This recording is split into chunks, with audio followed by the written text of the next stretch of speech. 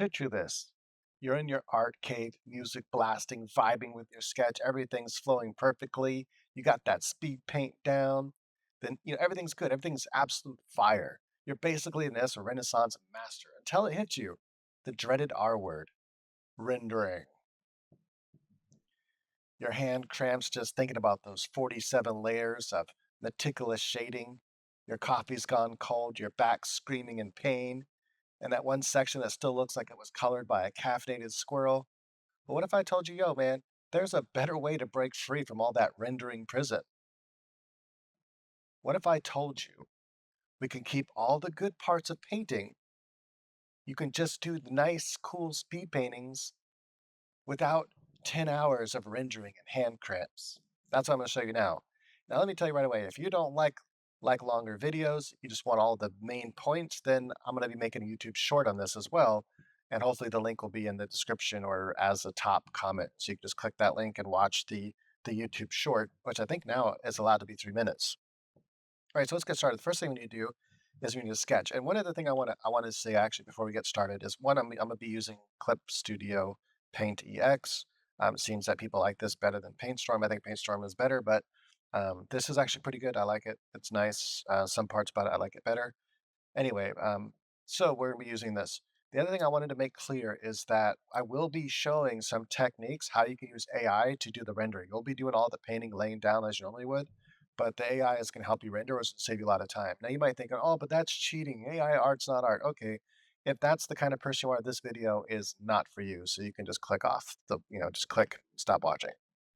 Now, here's the thing. Is it cheating? I mean, sure, I suppose so, but like artists have always cheated, quote unquote, right? What about the painters, the master painters that would use a projector, right? They're basically tracing. I mean, that is actually what that is. It's tracing to get the main sketch down to save them time because they already know how to sketch, right? They spent years sketching from eye, right? And what about something as simple as holding your pencil? Is that cheating? The technique where you hold your pencil out in front of you in order to measure the distance between things and mark it on your paper. What about using a grid? Where you, like even in real life, like I'm not talking about using a photo. I'm talking about real life drawing where you have the live person sitting in front of you and you have this little grid thing, right? It's like a square with like you can just put thread on it, for example, and you look at them as long as you're always at the same distance. When you look at them through that grid, you know exactly where their eye falls on that grid and so on. And you use that and you put the grid on your painting or on your paper you're drawing on, whatever. Is that cheating? It's like there's always been these techniques to save time. Right? You're still doing the creation. You still have to come up with the colors you want to use. You still have to come up with the entire composition. All that's you. You're still doing the whole speed painting. I'm just to show you how you can then use AI to help render that piece out, so you don't have to spend all those hours rendering, which I find so tedious and so boring. It's the least favorite part. But I like speed painting. It's really fun. All right, so that's kind of something stuff I want to get out of the introduction before we get started. Another thing to think about is it's like animators, right? So you have the main animator. He's the guy that does the main animation. So he draws this first frame and he draws this last frame, right? And maybe he draws the middle frame. But there's all these frames that need to be drawn in between. Let's say 4, right? And so the main artist would do these 3 frames only. The keyframes is called the keyframes, and that's typically the more advanced animator will do the keyframes. And then they'll have another animator or even more than one other animator that like maybe one animator does these, another animator does these, right? And that saves a lot of time. It allows you to get the animations out quickly because these in between frames aren't as difficult to come up with. Because you can kind of imagine the frames in between these two, for example. Well, is that cheating? Is that something that shouldn't be done because it saves time? I don't know. That's up to you to figure out. Like, if you're trying to get commercial work done, I just don't think it matters. The person isn't going to care how it was done. Some might, but most clients I've noticed don't give a crap how you did the work. They just want the work to be good and what they asked for. And this allows you to do very, very specific work exactly as they want, to exact details they want. Anyway, so I'm going to do like Harley Quinn sitting on a snowman. And the first thing I do is think about the background. And I recommend doing this in 2 layers. So that way, if you ever need to make changes, you have the layers to make changes on. You might be wondering, well, how can you do that with AI? Well, I'm going to show you. And so the first thing is I'm going to have this horizon line. I'm going to kind of do this horizon line like this. And let's go ahead. I guess I'll use a pencil color here. I'm going to do the horizon line about like this. I'm going to do this on one layer, then I'll paint on a different layer. And I want to think about how far up here do I want the tree line? Something like this, just a basic measurement of things. And then I kind of want the clouds kind of coming like this. And I want this cloud kind of coming like this. Now, the reason why I'm doing it like this is because I want it to all paint at her. So she's going to be like somewhere between like here will be her head, and then somewhere down here will be the bottom of the snowman that she's sitting on. That'll be the space that she takes up. So I'm thinking about the overall composition here. And I'm gonna do a centered composition. I think that works best for this. I guess I could slightly offset it. You can go if you could, yeah, 'cause some people like to do this here. They think that this is the only way, this is the only composition they've ever learned. And so they think everything has to fit this kind of composition, the tic-tac-toe thing. You'd want her the main interest to be here, here, here, here. In this case, her face would be more close to here. So what if we did her face here? Well, then it just kind of changes. Now she's sitting on the snowman. Now she's only taking up this much space and just doesn't, it's not as good as the centered one for this particular piece, I think. So things to think about. All this right here is just gonna be snow, right? So this is the basic idea. Now for backgrounds, you don't have to do much detail at all. Like you can super speed paint backgrounds. In fact, I recommend not to do too much detail.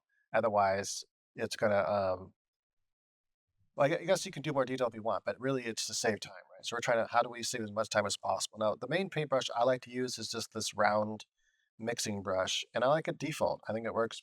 It works really good. It's a really good workhorse, and just yeah. So that's what I'm gonna do. So the first thing is think about the colors you want. So I'm thinking these will be my main four colors. So first off, we'll take this color here with the background, and let's go ahead and paint this in. So I'm gonna just take this bluish color here, and I'm gonna kind of try to go around my sketch a little bit, just so I don't, get rid of that right there. I do know I'm gonna need some of this in the background, but I don't want it to be as so I just mix a little bit of white in there, and I don't want to get rid of that color completely, just so I still have it. And this will be the other color it's going to kind of fade into like this. It'll kind of fade more than that, but for now that's fine.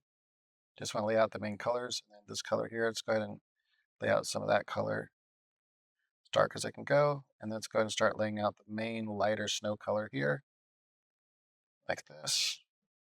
I'll probably use a similar color for the clouds as well. And again, when you're doing a speed paint, you really just come like you can really be so loose with it. Like you can be really surprised how loose you can get with this because AI is going to do most of the work here for us.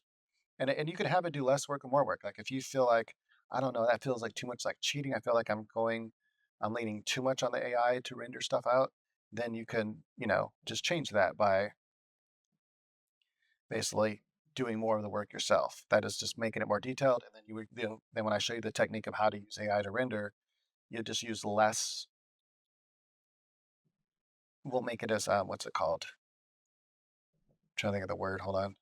Sometimes it's hard to think and paint at the same time. I'm trying to think about some things. Something like that. I think will be like the clouds look kind of cool like this. Just kind of come up with some cool shapes. You just use a less detail for the rendering. So like on the AI, you can choose to have the amount of rendering it's doing, the amount of changes it's doing. You can make that less, just turn that down, and then that's going to keep most of what you've done the same. Right, so this was actually pretty much all we're going to need there. And then I might actually add a couple clouds down here, maybe like right about here. Just kind of add some round shapes like this. And we're going to kind of fade that into the background a little bit like this. And I'll probably use a blender brush for that. So I'm just going to kind of put the main shapes like that. And then we'll take a blender brush. So the blender brush I like to use is this wet bleed one. Seems to work the best, I think. I'm trying not to lose that color over there. That's why I'm just gonna kind of blend this down. Now, normally here, I would in PaintStorm, I would actually use so blend it down and then blend it horizontal. Blend it straight down like this vertically, then blend out horizontally. That's one way to do it. Normally, I would use my other brush in my paint program, something like that. You can maybe even blend some of this in if you wanted to. Again, a lot of this here, don't worry about getting too detailed here because, like I said, AI is going to handle like all this kind of blending or not blending, rendering. If you wanted to make it more yours, you could do more detailed, and then it would then just set it to lower. Anyway, I've already said that. So the next thing is I might just use this ink brush here, the G pen. I kind of like this kind of default. It's really nice, and we could probably use this to kind of just draw in some basic ideas for trees here. So maybe I have a tree here, and then it will kind of come off like this. And again, I'm really just going to be very loose with this. You don't have to do too much detail here. And what's cool about this is, if you really want more of your style intact, then you can do that. And to do that, again, you would just spend more time, doing all this painting part. But this is especially cool if you don't like backgrounds. This can already save you tons of time just because, like, hey, you know what? I don't like painting backgrounds. So now you won't have to really paint backgrounds as much. You can just kind of say, here's the basic composition idea I want, but I don't want to paint it all. So you do that for me. Something like that. And maybe we have some lighter ones in the background. Now, there's different ways you can do that. You can either, just do them the exact same color and the same hue and everything. So let's go ahead and just make another layer here. And that's what I'm gonna do. I'm gonna show you this one. So on the new layer, let's go ahead and just kind of draw these trees in the same way and kind of just go like this. In fact, you could just draw one tree and then copy and paste it, which is what I might actually do in just a second here. Because AI is gonna change it anyway, make it a little bit different. Let's do that, and then let's grab this brush here, and let's just add a couple marks, mostly on this side only, where the snow, maybe the snow is kind of falling a little bit on this one, something like that. And then what we can do is we can either just turn the opacity down. That's one way to do it. Or you can kind of take another brush, like an airbrush, some kind of break and brush over it. I'm just going to turn the opacity down though, like that. And then we can just make a copy of this layer here. And I think to do that, you can just drag it up here. Yeah. So just drag the layer up to the copy thing and it does that. And then let's go ahead and use the move tool. And let's just add a couple more of these in the background. Maybe we can just go like that, make another one. And we can also go up here and transform.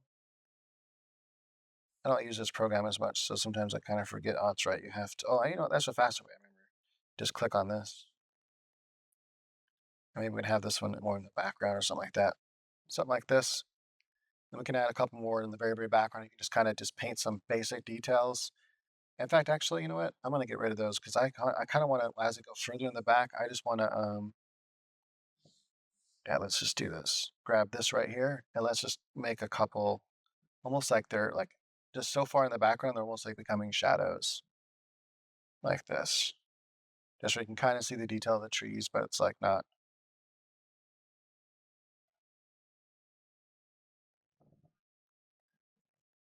Maybe something like that. And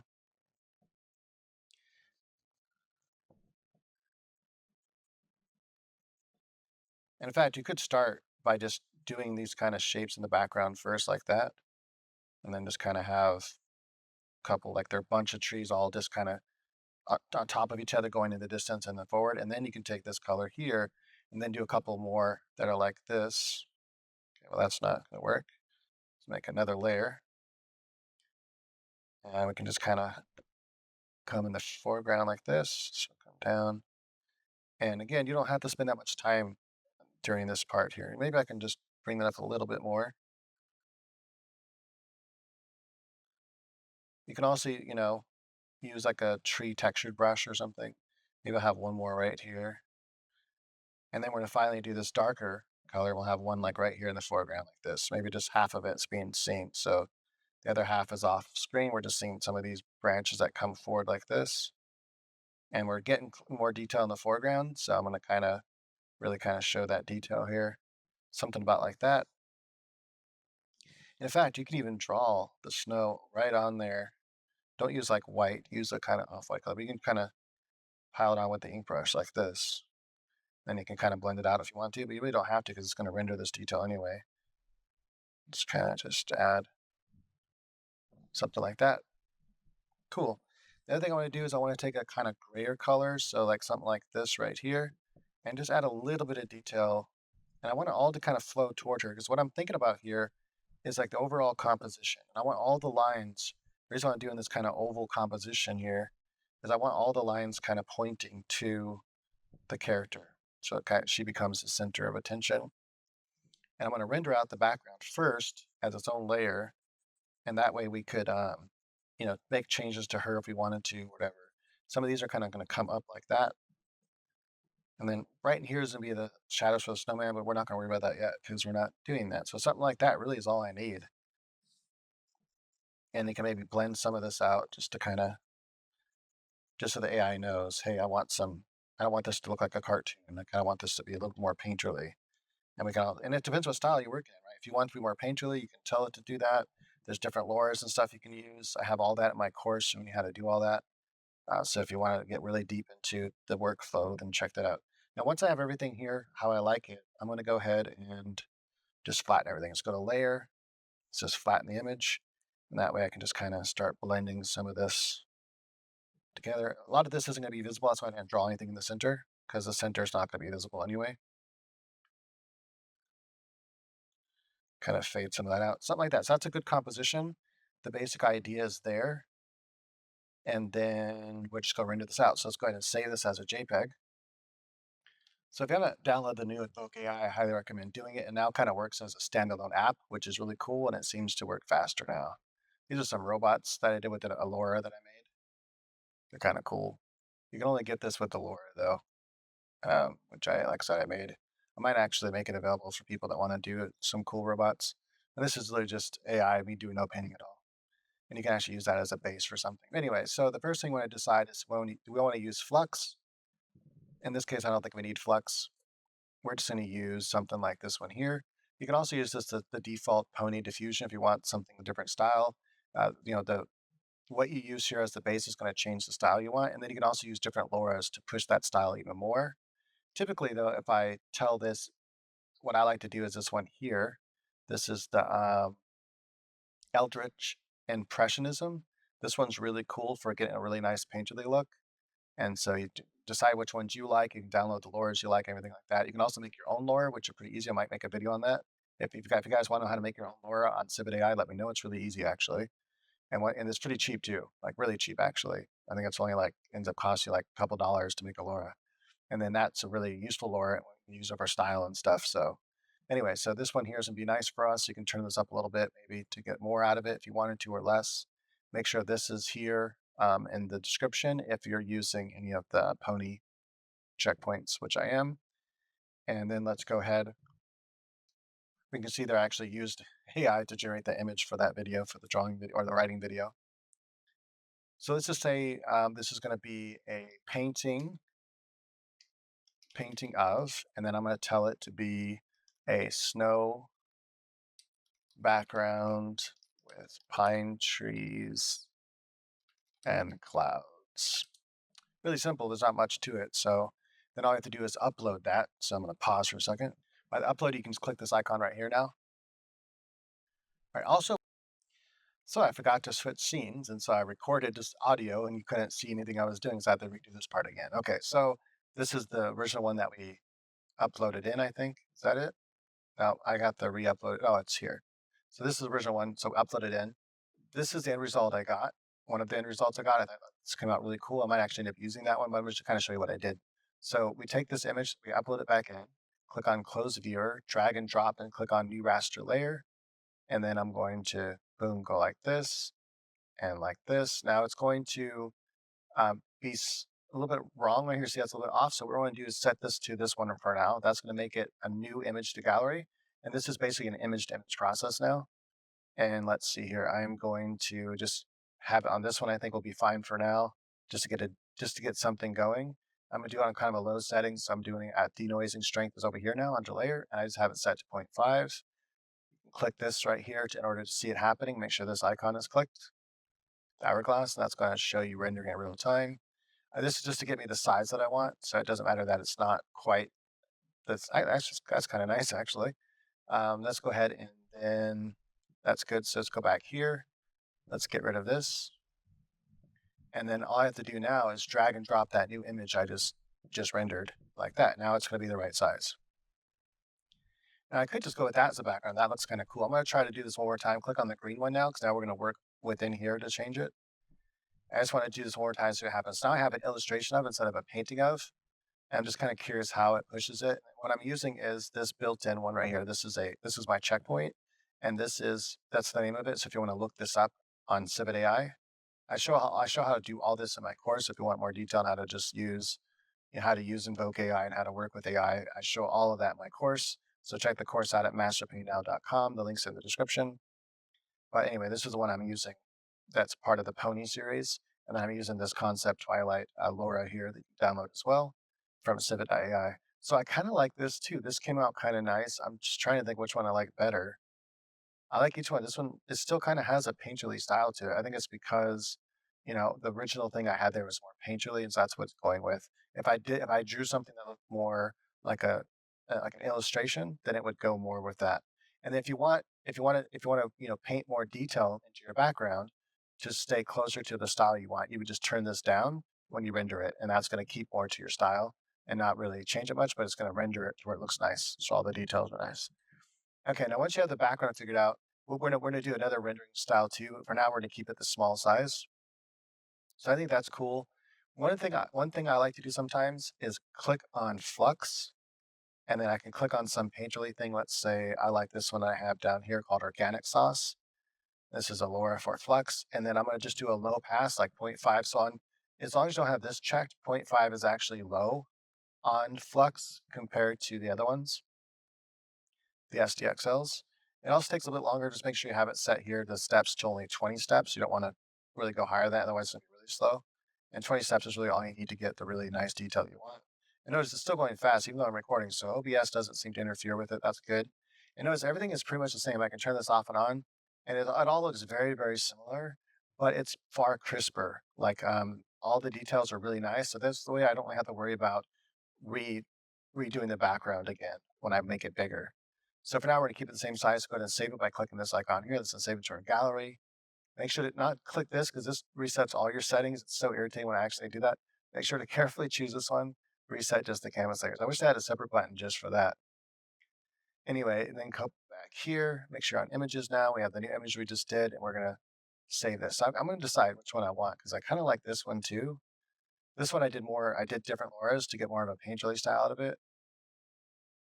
I kinda like it because I like the colors it shows. It's really nice, and see, that sometimes it's good to generate ideas, like, "Oh, you know what? I could have put some more browns in here, some warm colors," and this was a really good technique to kinda add some variety to the background. So I really like this one, actually. I'm gonna go ahead and save this one. Actually, I've already saved it. I'm just gonna save it again, I guess, just show you how to do it. You can give it a name if you want. I don't name it at this point because 'cause I'm not saving it for, like, forever yet. And they can delete all these, you don't need them anymore, just to save space. And also in your assets, you can delete some stuff like that. Okay, cool. By the way, this is a robot Laura that I made. These are different ones I've rendered with my robot Laura. You can't get this to happen with even with Flux unless you use my Laura or a Laura that will let you do this. The Laura I made is really nice, and as you can see, I get really nice robots out of it. Anyway, so let's go back now to PaintStorm. Not PaintStorm. We're using Clip Studio. So let's go back to Clip Studio Paint.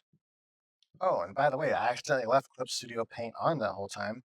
And so it seems like Clip Studio Paint, at least as of right now, the particular build I have, which seems, I think it's up to date, doesn't interfere with it. But I know some programs do.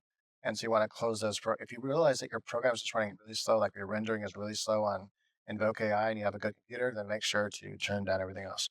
Oh, that's another downside is like using this technique. Like, you really need to have a decent computer, a decent graphics card, like at least a RTX like or the equivalent of like the 2000 series or better, like a 2080 Ti or something or better. Otherwise, you're just gonna go really slow. You're not gonna like life.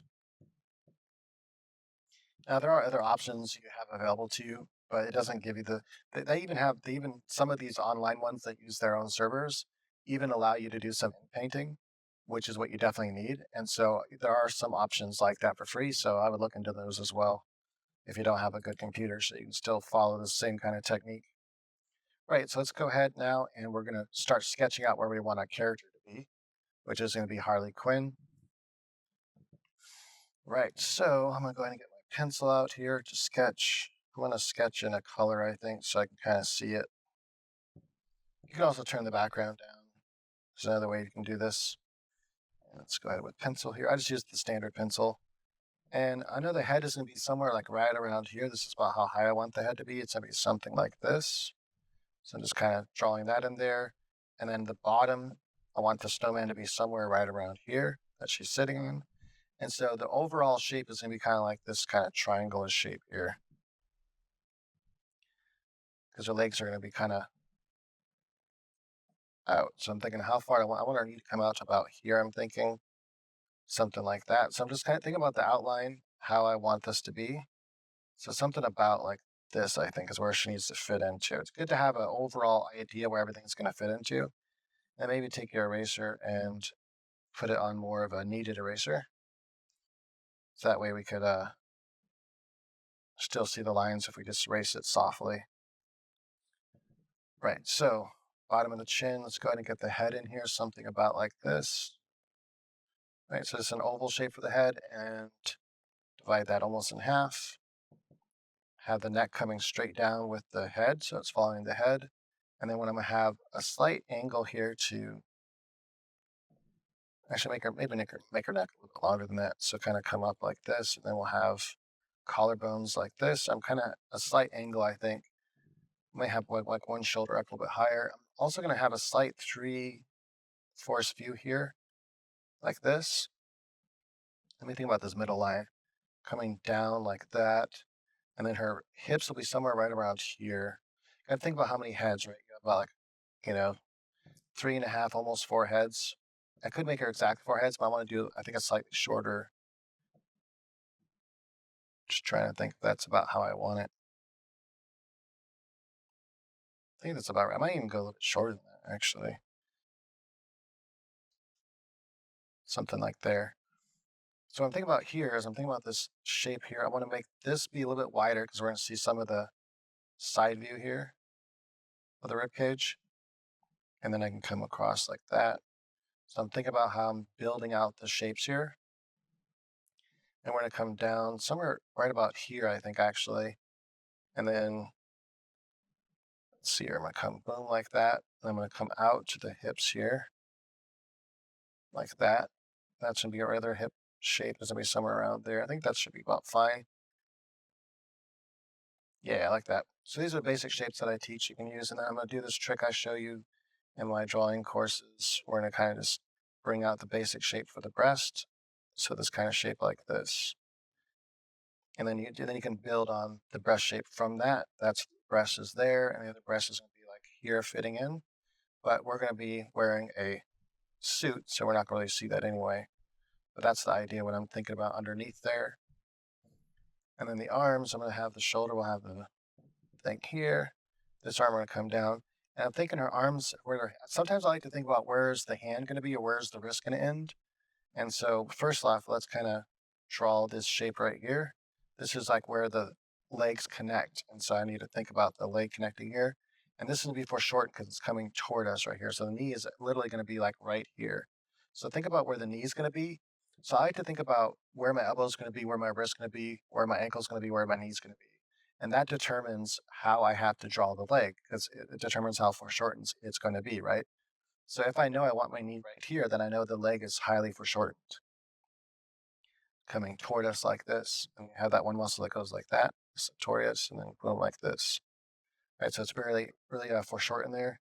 And then I'm going to have this come down like this, and we'll have the calf muscle here, and then maybe that technique I teach you here. Bam, bam, that angle. I think that's good. And then we're probably going to put her in some sort of, I'm almost thinking about putting her in like tennis shoes or something.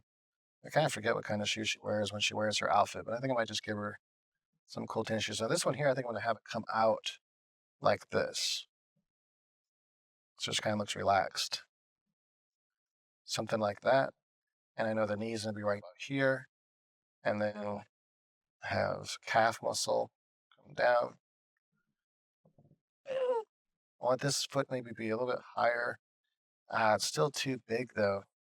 Let me think about this. All right, so I'm just making some little changes here. And I think I want to move the head more like over here, like this. So I'm just kind of angling it more, and that way we can start get rid of some of that.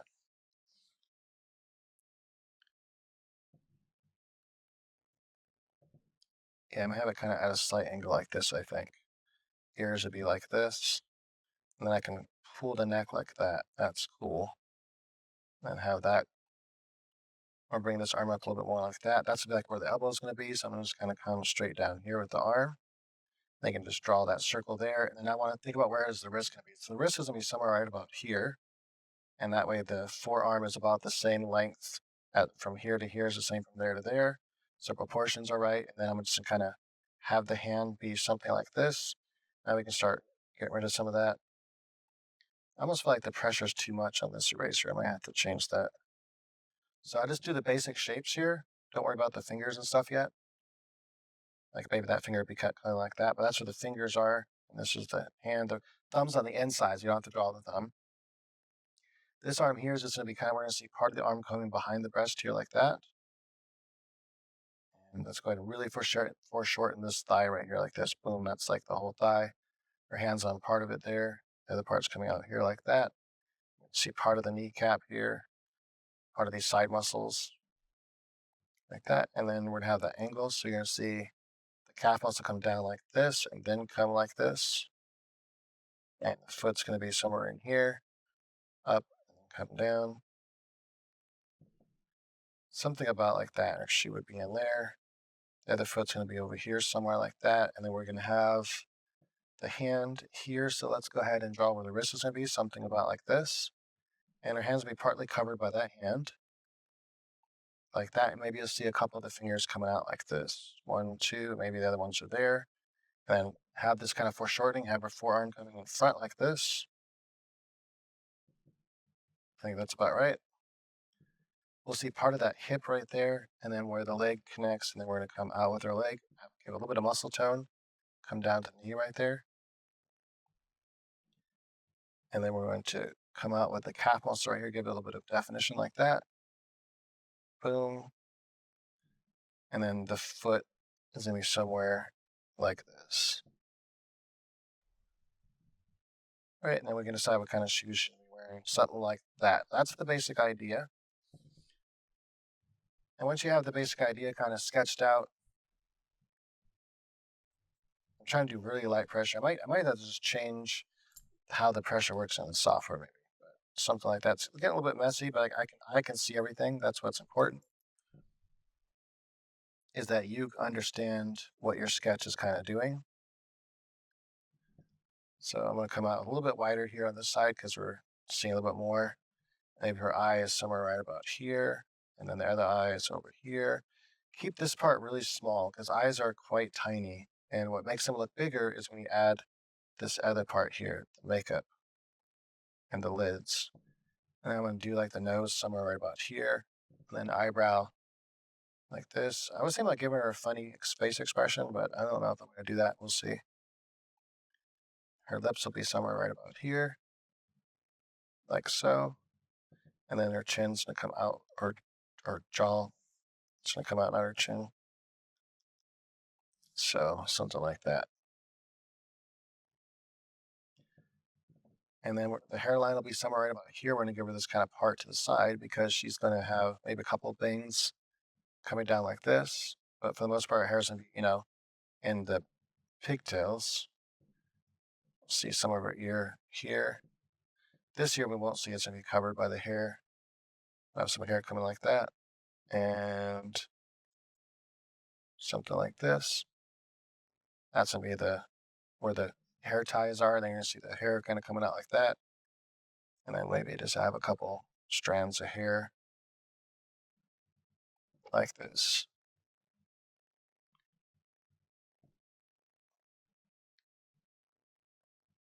Okay, something like that.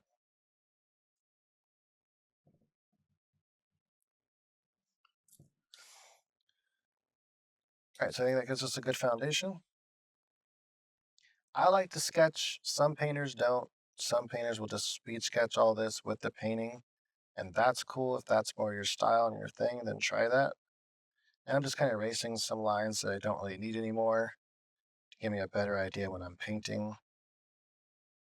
Something like that. All right, then you might want to look up references. If you're not designing the clothes, look up reference of kind of how the clothes you want her to be wearing. I'm going to go with their like kind of one piece or traditional old school outfit, something more close to that. So actually, I don't think I'm going to go completely traditional anyway, because I've already done that before. So let's go ahead and go another layer. I'm going to make another layer, another sketching layer.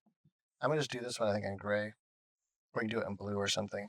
And this is where I want the snowman. So I'm thinking she's sitting on the snowman head. So I'm going to have the snowman kind of be here, something like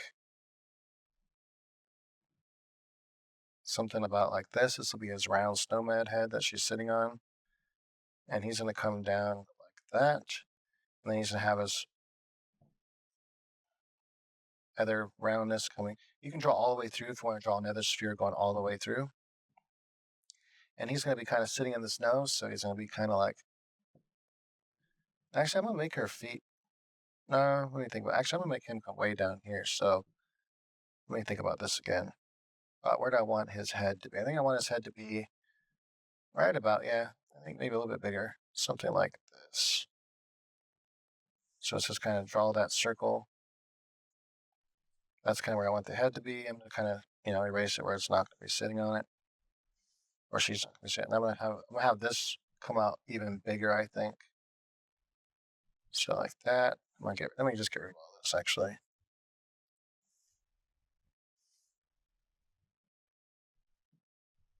Yeah, I'm going to have it.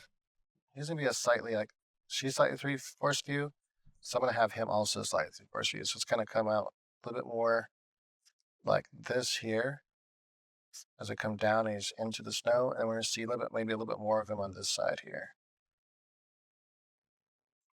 I'm going to be this kind of cute little, kind of fat snowman, so something like that.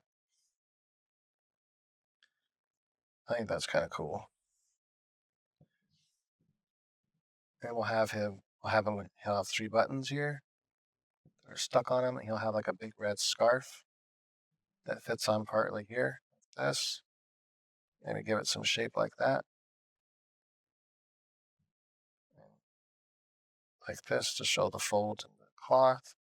Then you might have the knot will be like behind her knee a little bit like that. Maybe you'll have his thing coming down.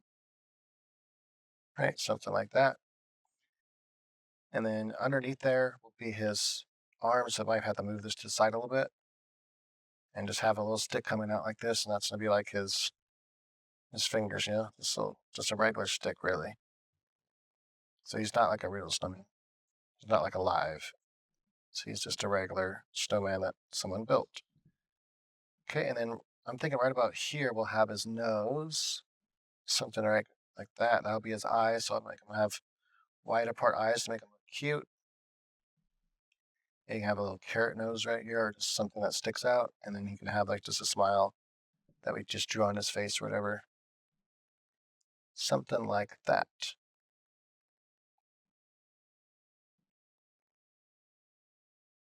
I think that's kind of cool. Maybe even go wider like this. I'm just trying to think how wide. Yeah, I think that's fine. Okay, cool. So now we got the sketches down. What I like to do is paint what's behind first. Let's go ahead and paint the snowman first. He's gonna be very much the same colors that we have here. Maybe even go even wider than that, but I think that's fine. So it's good. And what we need to do is make sure we're painting on a background layer. So let's make another layer here. This is going to cover what's in the background, but not the sketch. That way you can kind of see what we're doing. Just until we start to get the basic shapes down, and then we can go ahead and delete it. Something like that. And then I'm thinking that he's going to have a red scarf. Something like that. I don't want to go too red. My brush a little bit smaller. Yeah, something right about there is good.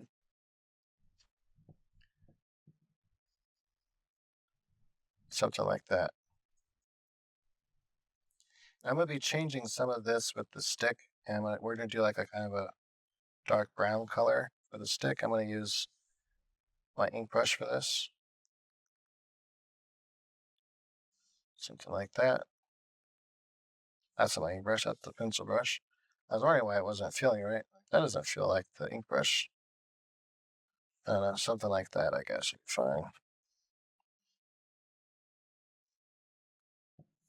And we'll give him a orange nose, some black eyes, like that. I probably should have painted some of this kind of shadow in here as well. So let's go ahead and do that now.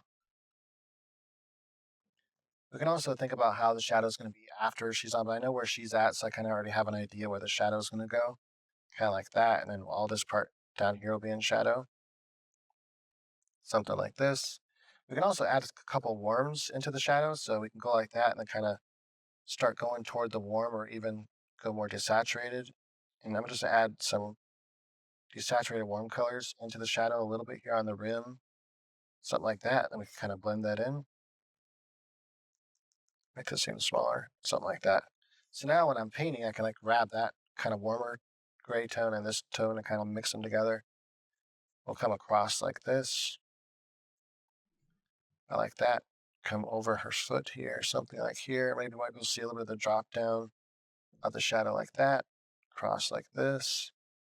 Yeah, that looks good. And then the head here, a lot of her hand and stuff is going to be casting shadow onto his head like this. And then we're going to come all the way around his face, underneath his face right here. And then I think a lot of this backside will be in shadow. Maybe it's actually it depends on what angle. If the shadow, if the light's kind of coming a little bit from the right hand side, which it is, and from above, then this top part will be. It's not going to be her leg. Is not going to cast shadow that we can see from this angle because the light's coming down like this, hitting her leg, but this part is being hit with light. Right? So it's like not there's not shadow there. Just because there's overlapping doesn't mean there's necessary shadow, but there might be a little bit of shadow there from an angle. So it's just gonna be a little bit like right like that. Everything else is gonna be. I'm gonna add a nice bright color right here, actually like that. There we go. Cool. So got a little snowman back there, and now let's go ahead and take a darker color here, make it a little bit more desaturated, and let's go ahead and add just a little bit of shadow here. This will kind of show the shape as well. And for this, I might actually turn off just so I can kind of see more what I'm doing. And he's gonna have a little shadow like there on the side. And you can also do the technique I use sometimes, which is a cutting technique. So after you have that, you take the other color and you cut into it. So you go like this, and you can paint back into there and cut into it, get that kind of sharper edge right there. Or you can just make the brush smaller as well. Come like this, add a little bit of shadow to this bottom part like that. Could take my brush now, my pencil maybe, and just add a couple of these little, hairs in the bottom. That way AI will know. You don't have to go too detailed here because AI is really going to do a lot of this work for you. I'm going to have his arm going behind, I think, that part right there. And I'm thinking about, I might want to really kind of add a little bit of line work here because I'm not going for a pure, you know, I'm not too worried about it being like a pure painting. It's still kind of a comic-y style, something like that. And then what we can do is we can add a little bit of these shapes like this, like the snow's kind of, you know, ruffled up and then front up a little bit like this. And we can also add a little bit of shadow here and maybe go a little bit darker color like this over here. And like I kind of like that blue. We can also even, grab some of this brown to kind of mix it up together. It's like a blue and brown color like that. And her foot would be casting maybe shadows down here. Something like this, and go a little bit bigger. Blend some of the edges out like that. I think that looks pretty cool. And then lastly, I think I might add a little bit of shadow just on parts of this here to make this even smaller here, just to kind of make it look like there's bundles of snow right here. And again, you don't have to go too don't go too detailed right here because it might depends on how much you're telling it to do. This might actually get too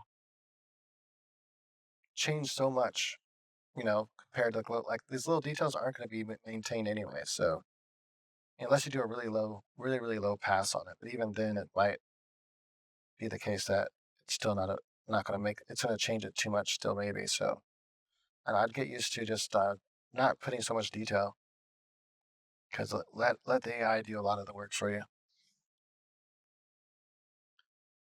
And again, unless you want to feel like you're doing more, then you can do that, and that's fine.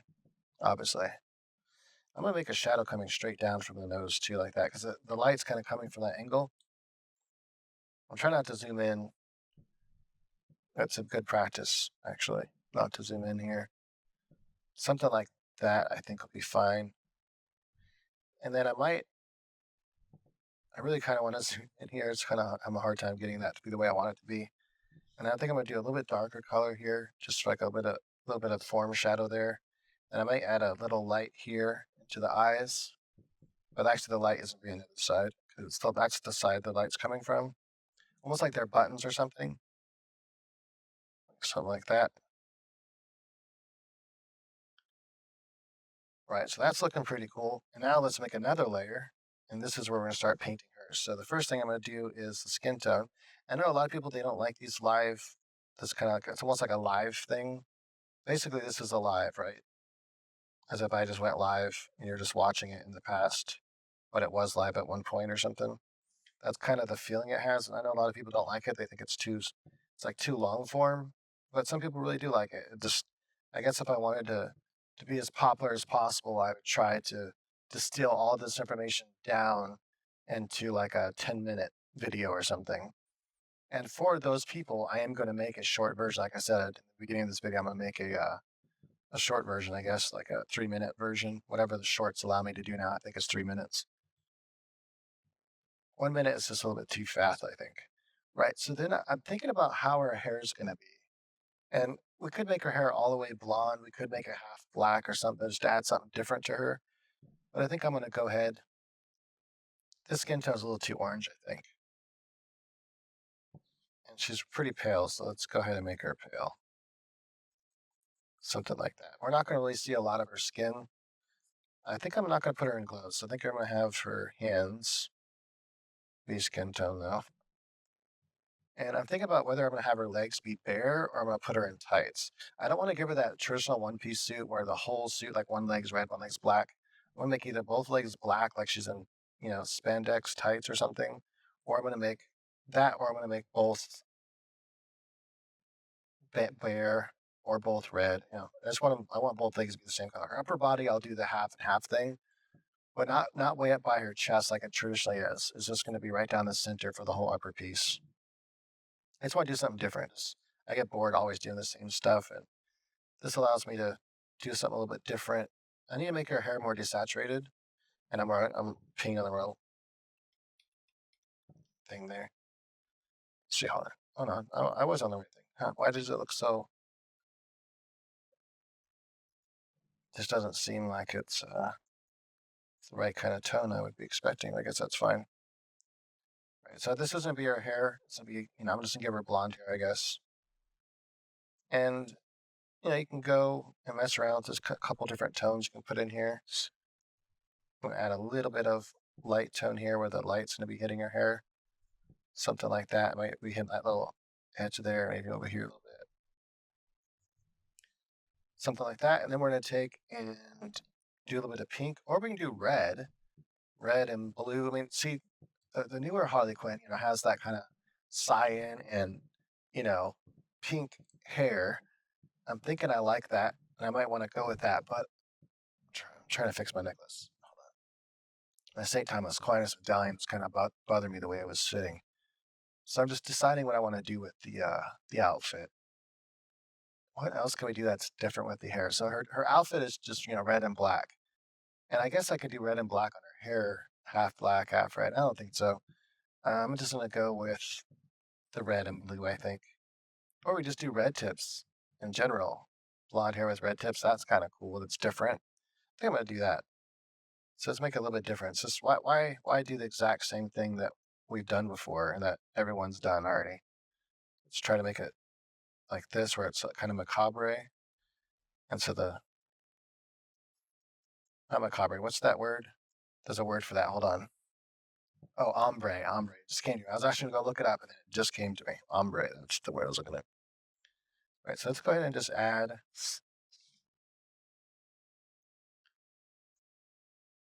just a little bit of details here.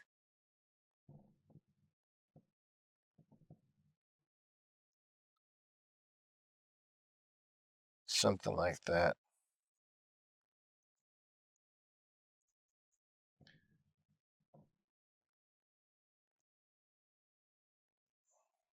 Just trying to add a couple little like extra details. How the hair kind of comes across like that. Or maybe here like that. Actually, this doesn't be her bang, so I think I'm gonna have her bang come all the way out like this. Something like that. Wait, what does it look like if I take that off? Okay, so that's fine enough. Now, this is where you really don't want to spend a lot of time because it's really going to change the face. Even if you do a low passing, I mean, you'd have to render it out quite a lot, and we're still at a pretty low resolution, so this is not at the point you want to make a detailed face anyway. If you want to have a lot of control over the face, then you're going to want to do that once we up it to a higher resolution, which I'm going to show you how to do in a second here. And at that point, you would add the extra details, but you want to have it some base there that you can just easily modify. And so I just recommend doing something that isn't so detailed. So let's just go ahead and give her some black makeup here, like this. And then probably black to dark brown eyebrows. So something like this. Again, just a little bit of detail here is going to go a long way. I'm going to add just a little bit of hairline here like this.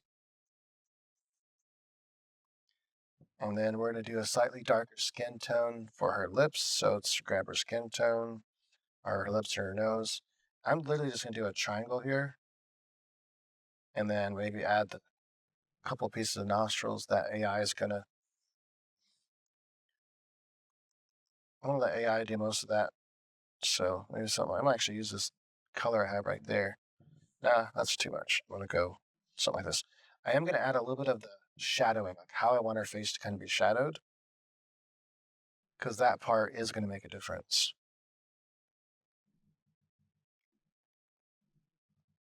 Right? If you don't have any shadows, it should add the shadows by thinking about, how everything else is working in the painting, is because it's gonna be able to still see everything. But I'm gonna go and just make sure I add all of the shadows here to the face, something like that. And then we'll have the chin be shaped out underneath here like that. A little bit of the jaw on this side. Almost all of this is going to be in shadow right here, her neck.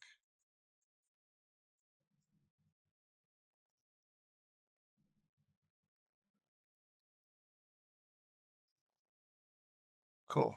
Well, let's go ahead and add the upper lip there. Something like that's fine. I'm gonna add just a little bit of red here for the cheeks, something like that. A little bit for the nose. Just kind of warm it up a little bit like that.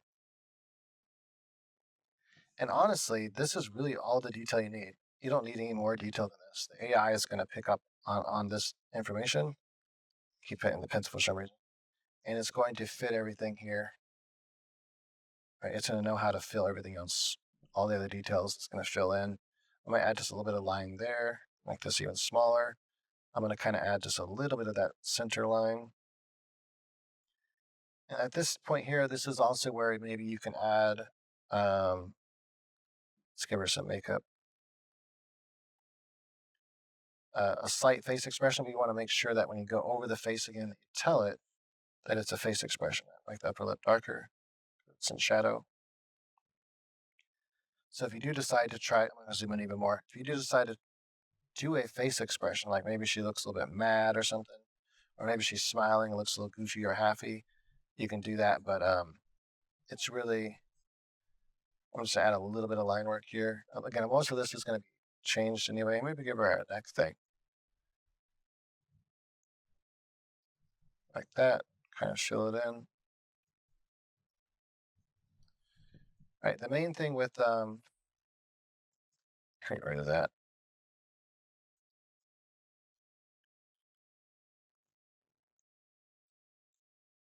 Cool. And her face looks pretty wonky right now, but that's fine. Like I said, it's really not that. Okay, I want to make sure I come out here more like that. It's really not that important because it's going to change so much of the face and stuff like that. So I'm not really worried about it. I lost my train of thought what I was saying before. So I'm going to make it half red and half black. So I'm going to make it like this one, have this center line right here. And maybe I should go a little bit more red than that. Something like this. I really can't see the background now, so Turn it back up again. You know what I'm going to do is I'm going to check this mark right here, lock transparency. Take my ink brush, make it really big. I'm going to put it on a dark color. This allows me just to change the color of my sketch. That way, hopefully I can see it more. And then I can turn it down a little bit. Cool. I'm going to stick with this color of the snowman here. So this half is going to be the red half like that. And I'm debating whether her arms should be also red on the same side or if I should change it up to make it where I'm going to do a neck thing. So I'm just painting all the way up there. I'm going to give her that kind of more traditional jester neck piece, I think. I guess I will make all this red. I was thinking about whether I should make the arm black, though, on this side. Black arm, red thing. Anyway, we'll just do it like that. Make this side black. I'm not going to do pure black, as you saw. Just get it close to black. Because you want to be able to have some, highlights and everything. You want to be able to see the form. So right now I can't see any of that. That's unfortunate. Okay, so now we're going to add just a little bit of form here. So remember, the light's kind of coming up from the right-hand side. So this is the part of the breast will be, in shadow or in a highlight like that. And then maybe just a little bit of the rib right here. And then maybe some of that. And I want to do some of the arm as well. So let's have part of the arm coming forward. And that part of the arm is going back in space. We won't really be able to see it anyway. Something about like that. Take this darker color here, and now I'm going to do the opposite way. I'm going to do the shadow here. So we have this whole part of the breast is in shadow like that. And then maybe part of that rib cage is visible, but the rest of this will be in shadow. And I really want to also think about sometimes it's not just about making the shadows accurate. You want to kind of fudge the shadows to look real, but also to think about form. So I really want all the form here to show. So I'm doing a trick here where it's like, okay, you know what? That part might not. In reality, that part might not be that much in shadow, but I'm putting it that much in shadow because it fits, it makes the separation between the arm and the side here, right? So I'm kind of using like a composition technique. And you'll notice artists do that a lot. Add a couple like little wrinkles right there. It's probably gonna add that in anyway, but I'm gonna add them just in case it doesn't. Come down right here, the shadow will come down here more. And then I think all of the belly now, because it's kind of pulling away from us, all of this might be in shadow as well. Because the belly kind of tucks in and then the rib cage kind of pulls out a little bit. Add just a little bit of shadow to this side of the arm, not much. Maybe a little bit right here. A little bit to the shoulder right there, just add that separation of shape. And I think the shadow might come right here, and then this whole under part here would be in shadow like that. Something about like that. There'll be wrinkles and stuff in the arm. You might want to hint at those. Just a couple like this. In fact, maybe I can just do it more of these colors. Just kind of hint at some of those shapes. I might actually just do a little bit of light hitting right here as well, the head right there. And then take this color and kind of come in. Just kind of trying to show that there is it'll know what I'm talking about. It'll be able to fix that. I've been doing this long enough, I got an idea what AI can do with what it looks at. So I think that's pretty cool. It'll add these little things. Just in case it doesn't though, if you want to make sure it does, we can add like a little highlight like this or a little thing. Make sure we're using the right color. Like that. So we can add this kind of shape here. And then maybe add another one here, like this. And then this part would be dark. And just a little bit of light. So this kind of knows there's going to be wrinkles right there. And then lastly, I'm going to take this kind of white color. I like to use the same kind of white that's throughout the image. I can maybe make it more warm though, like a warmer white, something like this. But sometimes using the same white is nice. Let's come all the way around. This will be the neck piece. So it's going to come all the way around the neck like that. It's going to come like this, something like that. And I'm not going to do the traditional one that she wears like in the cartoon. I'm just going to kind of go like this. And we're just gonna add a slight star shape to it, because I don't know, I think it kind of looks goofy, the one that she traditionally wears.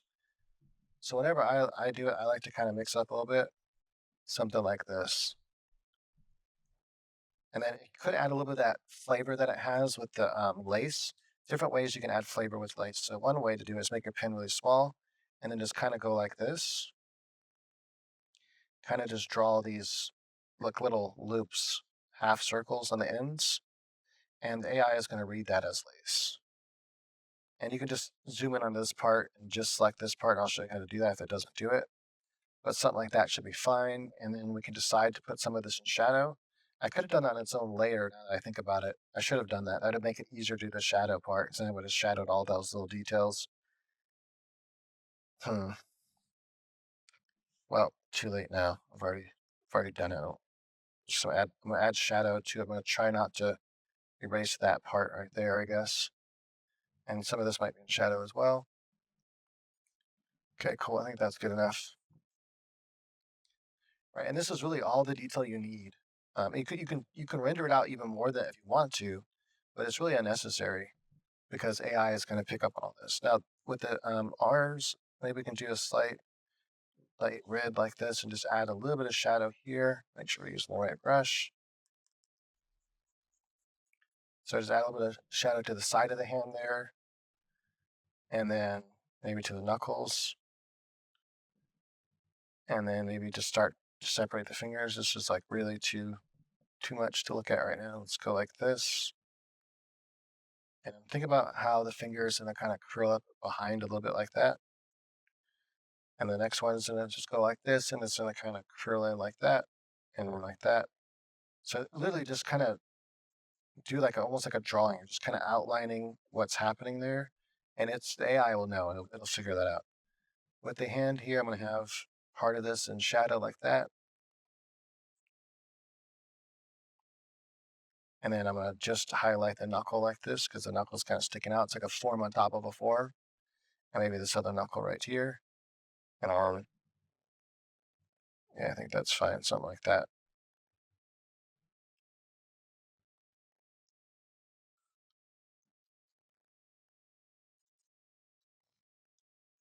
Think about how this is like fitting on something like this. And then we have the fingers. So let's have the fingers coming down like that. That's gonna be our pinky fingers. Remember, we're farthest away. So that's probably too big. Because we're farthest away from our thumb. Our thumb's on the inside of our hand. And so the pinky is gonna be on the outside here, and this will kind of overlap. In fact, I might put those two fingers almost together like that. I think that's fine. And then these fingers are gonna come like this and come underneath. Right? She's kind of splitting them open like that. I think that's cool. Turn the sketch back on. Right now I got to decide what I'm going to do. I know this part is black, so let's just put that part black right there. And it comes all the way down. She's covering that part with her panties, like where her, like would be like this would be like a leotard basically. And then I got to decide what kind of leggings she's to have. Is she going to have leggings, or am I going to put her in like, I kind of like the idea of her being bare legged. I also kind of like that. I like all three ideas. I like bare legged. I like red legs, like red tights and black tights, or even like nylons, you know?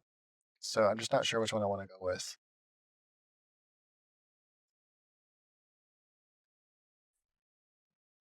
See, if I was live, I can just ask you guys, what do you want to see? I'm gonna go with their skin color. It's my final answer.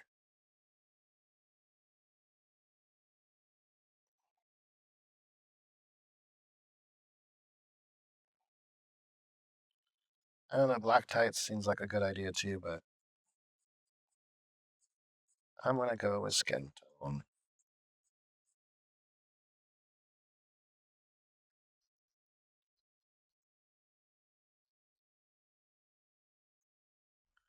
And I just think it'll be funner for some reason. Something like that. Yeah, it doesn't have to be perfect. AI is gonna handle a lot of this. Add a little bit of that shadow there and there. And then I think I'm gonna give her some kind of like boot boots, like boot shoes. I guess that'd be boots, but kind of shoesy boots. Let's go with the dark gray color here. So make them red and black, I think, is what we're going to do. And so for that, I'm going to kind of come bigger. They're going to come out a little bit like that. Almost like Converse, but like boots or something, maybe. Or maybe, I don't know, they could be something even like Doc Martens, perhaps. And they're going to be something like this. I'm just going to kind of paint the basic shape first, and we're going to cut into it. I think that might be easier. Sometimes you want to think about like in stages, like how is it you're going to accomplish what you want to do? And sometimes it's easier to accomplish it in stages. So it's kind of come like that, come out here. Now I'm going to just draw some of this the way I know it should be, like that.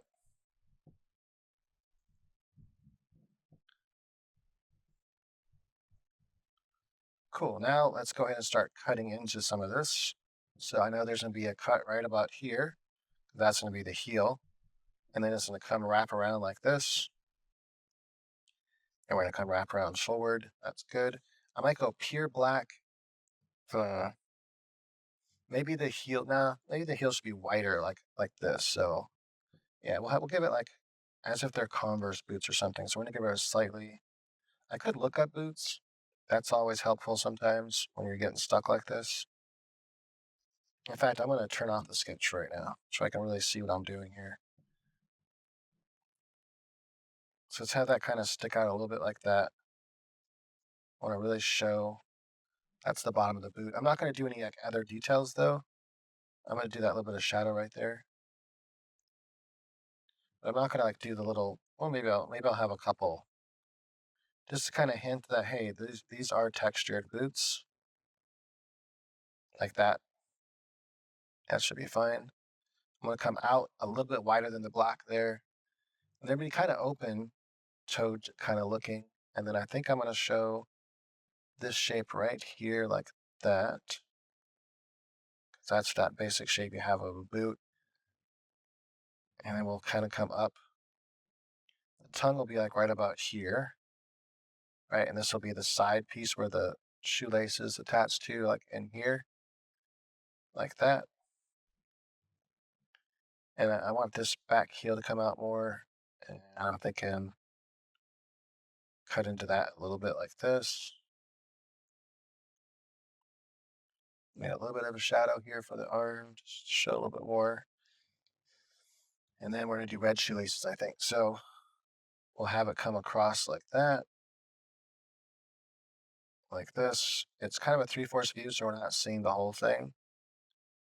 And then come across like this, like that, come across. I think I'm going to just a straight one there. Then we'll have the bow up here somewhere. Something like that, I think is fine. So I think this is enough detail. And then the AI is going to be able to figure out the rest for us. And then we can paint over that again. So if it doesn't quite do what you've imagined, you can then just come back and just work it some more. So then for this one here, it's a front view. So we're just going to see some of that rubber, that bottom rubber there like that. And then I'm going to kind of cut in a little bit. Again, I like cutting into my shapes. Sometimes it's easier than trying to paint the actual shape itself. Like rather than trying to paint all that detail, just cutting in is faster and easier. And I'm just going to kind of hint at, that overall shape there, hint at the tongue, which is going to be somewhere around like that. I'm just going to come up here more. And then these kind of side areas here. And then we're going to have the shoelaces. So I'm just going to go boom, come straight across like this.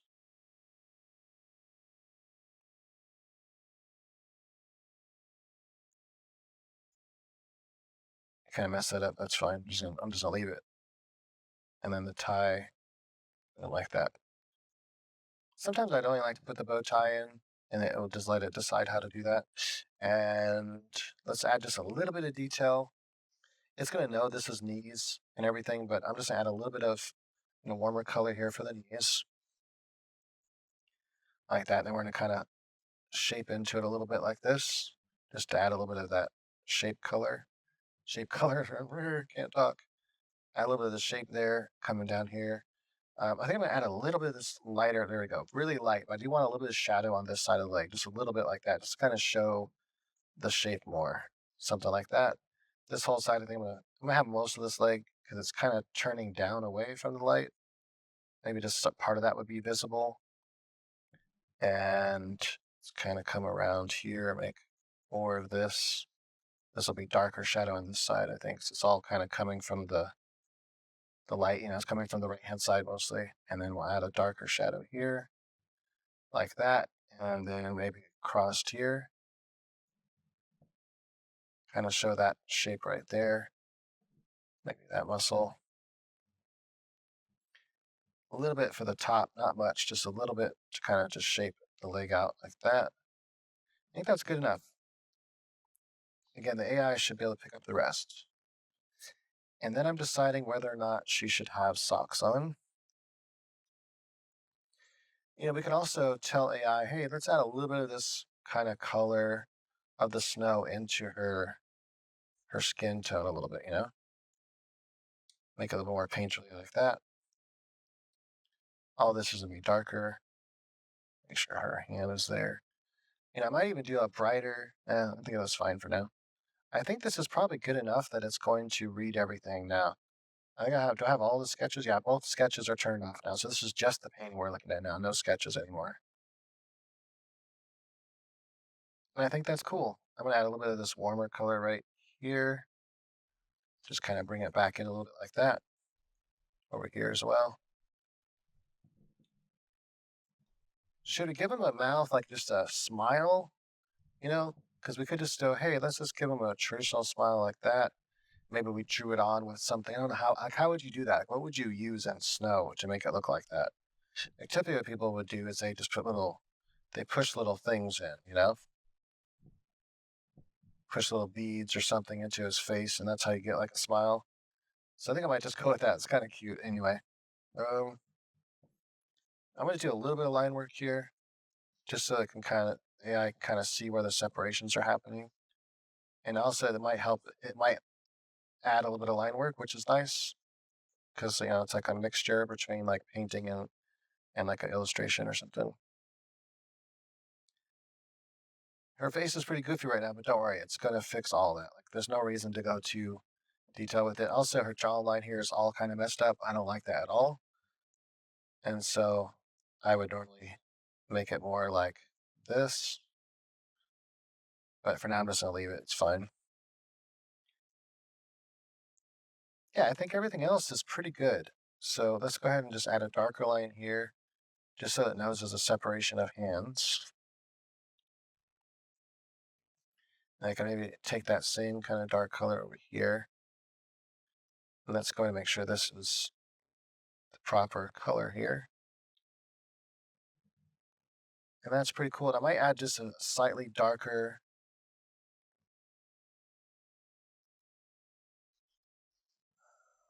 take this darker shadow color here, let's say. I just want to put it right here. So you just see where it's kind of contacting, where fingers are kind of contacting and overshadowing the snowman. Maybe like right along there as well. Something about like that.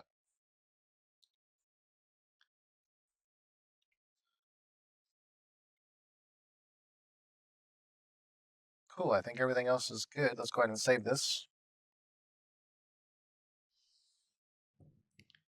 And that's going to save it right over that file I just had. And then we'll close this down and then open it up in the other one. All right, so I uploaded the painting here. Click on Close Viewer, drag and drop this in here to rasterize layer. Use spacebar if you want to move this around. Let's go ahead and boom, like that. And I'm going to start with flux. I'm going to put it on this one here. So this is basically it's a pony style for flux. An illustration of Harley Quinn sitting on a cute snowman. She wears a leotard, boots, lace dresser collar, snow background. And I'm going to turn this up quite high to like 0.75, otherwise it won't do much of a difference on the flux. And I think I'm going to try and do the whole thing. Let it just kind of incorporate the whole thing and see what it does real fast. If I don't like what it does to the background, if it changes too much, which I can already tell it's going to, So then what I'm gonna do instead is I'm just gonna select her. So click on the in paint mask. And sometimes it does that to zoom in and out real quick. If it does, you can do that with the scroll wheel on the mouse. Select all this down here. There we go.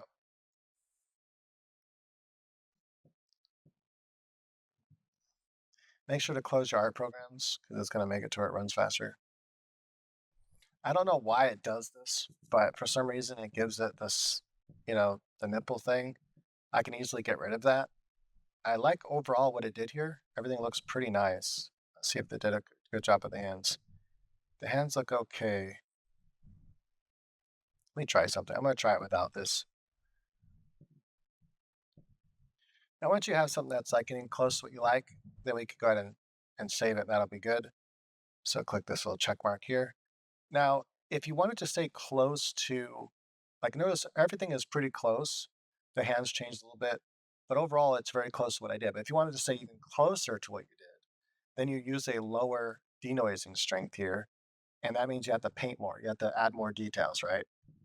Or you can just do it step by step, like put this on a low setting and then just run it several times in a row. Run it, save it, run it, save it, run it, save it. That will slowly start rendering out. Not slowly, very quickly, much faster than you can do it. But it's going to stay really close to what you've done there instead of like changing it too much. But for the most part, this is very close. I'm going to go ahead and save this now. Click here, get rid of that, come back here, go to my images, click here. Make sure you have downloaded this. So if you haven't done that yet, you go over here, go to starter models, just scroll down to where you see the ones that upscale. So where the upscalers at? Uh, where are they? Did I pass them? Oh, right here. So this is the one I use. So I just download this one right here by just clicking it. Click the plus. You just click the plus sign that would be there, and it just installs it. Then it will automatically be here. So now I can do this upscale. I'm just gonna do 2+. You can also do. You download the one that does 4+, but I just do 2+ because I just might fits my workflow. So now it's twice as big. And then I'm gonna come back here, drag and drop the new version, which is the larger version. You can see now it's much bigger. You can see the oh, okay. Doesn't say the overall size anywhere, so you have to go like this. That will show you the overall size. It is now twice as big, or like that. Boom. So that's the size. Anyway, we're going to keep this pretty close to that original for now. And I'm going to just do this upper part like this. In fact, I'm going to just do the hands first because I want to make sure the hands are going to be the way I want it to be before I do anything else. Zoom in and out if that happens. Just scroll with your mouse in and out. I'm going to keep it on flux dev for now to do the hands. And then I'm going to switch over to another one because I don't like the flux dev style. Even when I do these ponies, a lot of the styles it does I don't like. And I guess I could try doing the paint jelly style. And flux dev looks pretty cool with that. But there's a certain style I really like with my other one. So, but it doesn't always do hands the best. Flux dev is the best at hands. And so I think something like that's cool. It's a little different than the original idea I had, but that looks kind of cool. So I think I'm going to go with that. I might have to get rid of her belly button there as well. Okay, now I got the hands done. Let's go ahead and get rid of that. And now I'm going to just pre-select her like that. And then we're going to change this to here. And I might actually give it this one, the Concept Twilight. Let's see what it does with that. Oh, I have it way too high, 0.75. So I'm going to have to turn this down to like 0.45 or even zero 0.4. But I just want to show what happens if you have it really high. Sometimes you get something interesting, but most of the time with this one, it's too much. Flux dev, you can have it higher, but with this one, it's like, whoa. As long as you don't have that one thing checked I showed you earlier. Yeah, that's way too much.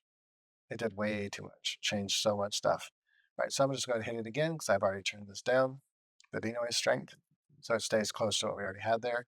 Now, if you want more control with the face, like I said, once it gives you this kind of face that might be close to what you had or close to kind of what you want, then you can go in and paint on top of this, right? So you go in and just paint the stuff you want and don't want on top of that. It's already, see, it's starting, it's because I said Harley Quinn is trying to add these triangles. Don't like that, so I'm going to go in and get rid of that. Everything else is kind of cool. I don't like what it does with the teeth with this particular model, but that gets me closer to what I kind of was looking for. So I'm liking that. And then I'll come back in when I go up to another higher res and then do the final painting. And then also what we'll be doing is our final rendering. Let's go ahead and save that. If you wanted to go and make some changes, like I said, make changes to the face and things like that, you can, and get it more to the likeness that you want, or even the face expression. We can then zoom in and tell, and we don't have to tell it Charlie Quinn anymore. We can just say, sexy woman, or no, don't even say sexy, just say woman making a goofy face or something like that. So you can make it like add some comedy to it, or some cuteness, girl making a cute face. So I want most of this right here to be in this other style. So I want to select all of this. And then I'm going to do the rest of the snowman in a second. So hopefully it doesn't mess up the hands. So the guy left enough space so it doesn't do the hands.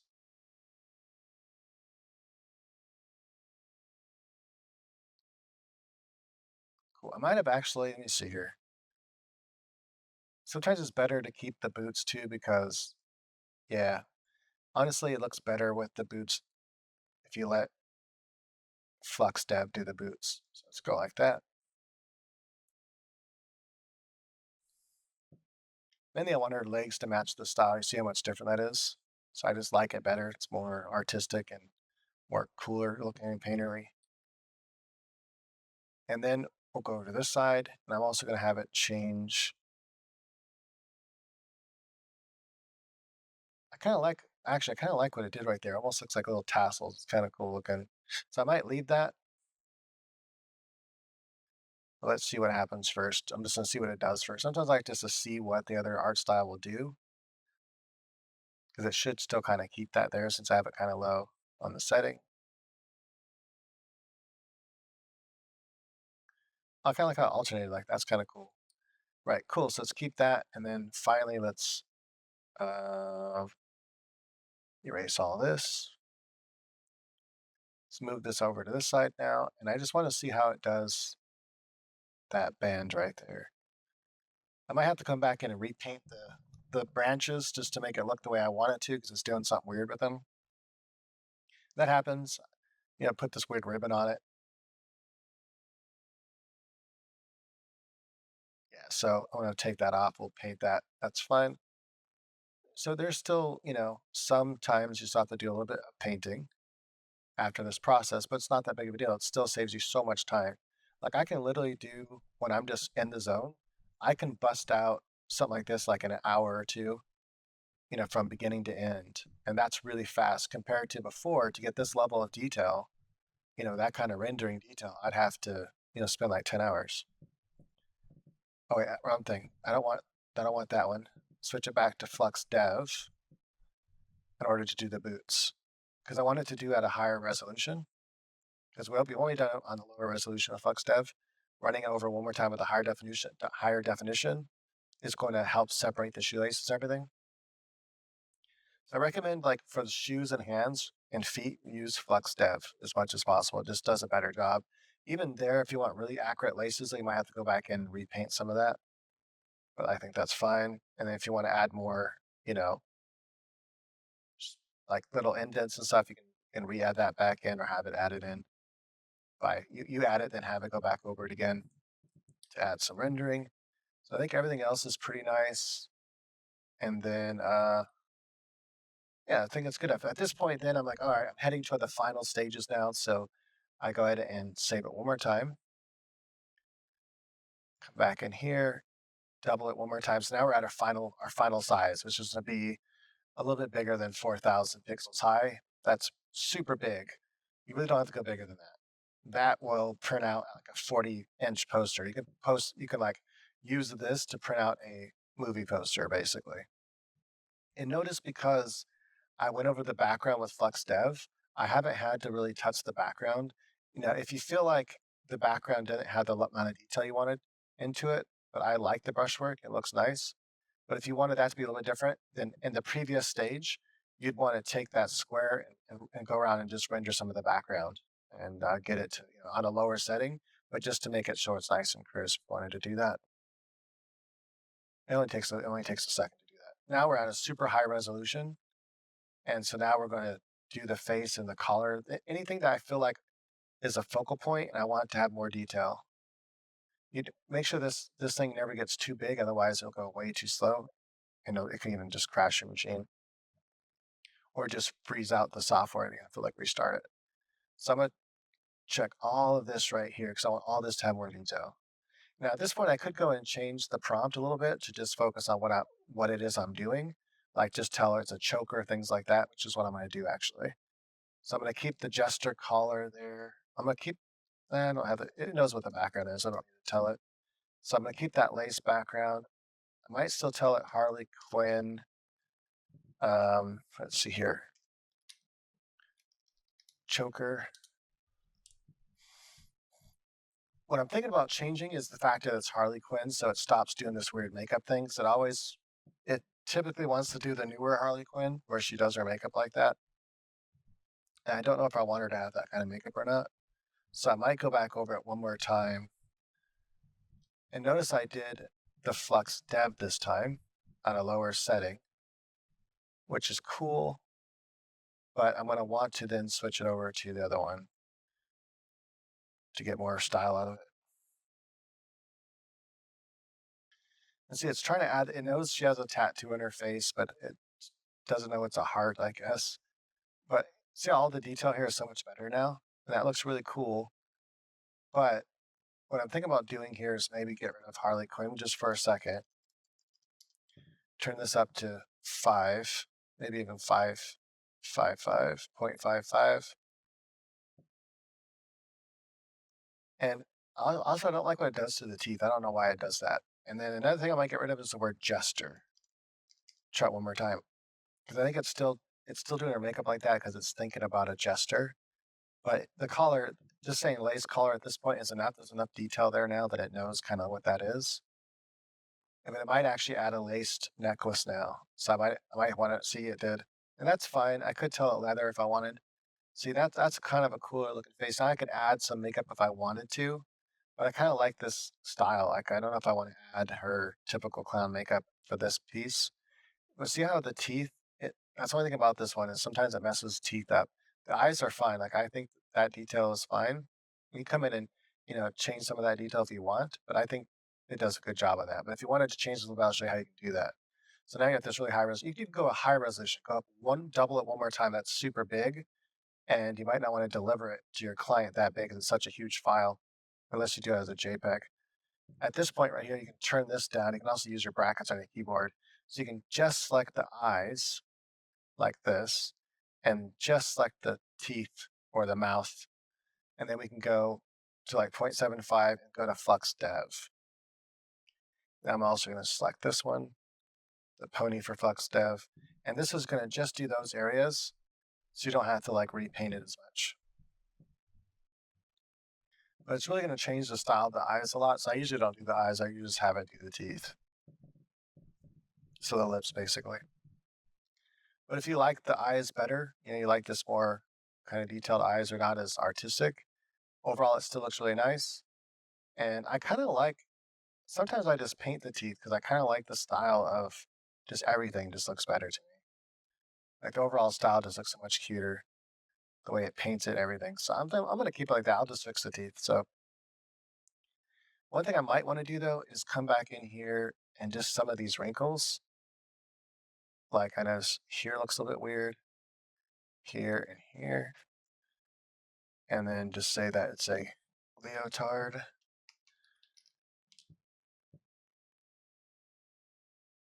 And I'm going to go back to this one actually. Because it's doing it at a higher resolution, it's going to look better. It's going to add more finer details. Now, sometimes it gets hung up like this. I don't know why. I just stop it and just start it again. All right, there we go. So I added more detail there. That's a lot though. I should have had this turned down. There we go. Cool. Everything's looking good. And so then once I'm at this stage here, then it's just really, I can probably finish it out by just going and doing some painting. And then I might have to come back in one more time after I repaint over some stuff, I might have to come back in one more time and have it redo some stuff. So I'm gonna make sure I do the boots one more time too, because anything that you want to like really look nice, like the shoelaces and stuff like that, it's probably a good idea to put that on high. Go back to Flux Deb. It knows the style already, and also it says illustration. So just gonna do like this. The reason I put it up high to 0.8 is I really wanted to change the shoelaces to make it look more accurate. Oh, I notice I just have it say leotard. I probably should say boot or something. You can also say like gothic boot. That might make it change a little bit. It's not going to change it yet because it's just something. I just want to see what it looks like first before I try to run that over. See how the shoelaces are much better. It's still not perfect, but they're much better. You can go and you can go back in if you want. If you really want them to be perfect, you're really worried about that. It's almost perfect. You can go back in and just repaint or redraw all over it, and then run this process one more time with a slightly lower denoising strength, and it'll kind of stick to what's there more. Like it's trying to stick to what's there. It's trying to stick to the inaccuracies that are there, which is kind of unfortunate. But that's why I'm putting up such high. Another thing you might do is turn this on, and that will make it really override what's there. See, that's looking a little bit better. I still think I'm gonna turn this on and maybe actually, I'm gonna leave it really high like that, see what happens. This will go slower though. And see, now it changed it a lot, but it did fix the laces. I'm gonna turn this down to like 0.55 or so. Try it again. And also I told it red laces, so it doesn't do that again. I can tell default, it wanted to make the laces gold. Like it was trying to go gold. But now it looks like it's starting to put red in. So that's weird. Default, it wants to do this weird kind of lacing. I've seen people lace their shoes like this, where it just goes one like that, but it's not, I don't think it's very popular that people do that. I've seen it, so I know it's a real thing. It does have a cool pattern. But notice how the laces aren't red. So I'm gonna have to go down even lower. So you have to go lower when you're on this, when you have this selected. That is, you need a lower denoising strength when you have this beta thing selected.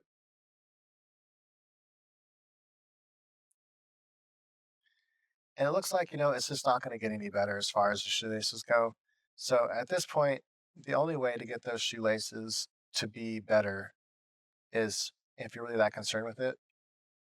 That one it did was pretty nice where it had that one pattern going. That was a nice pattern.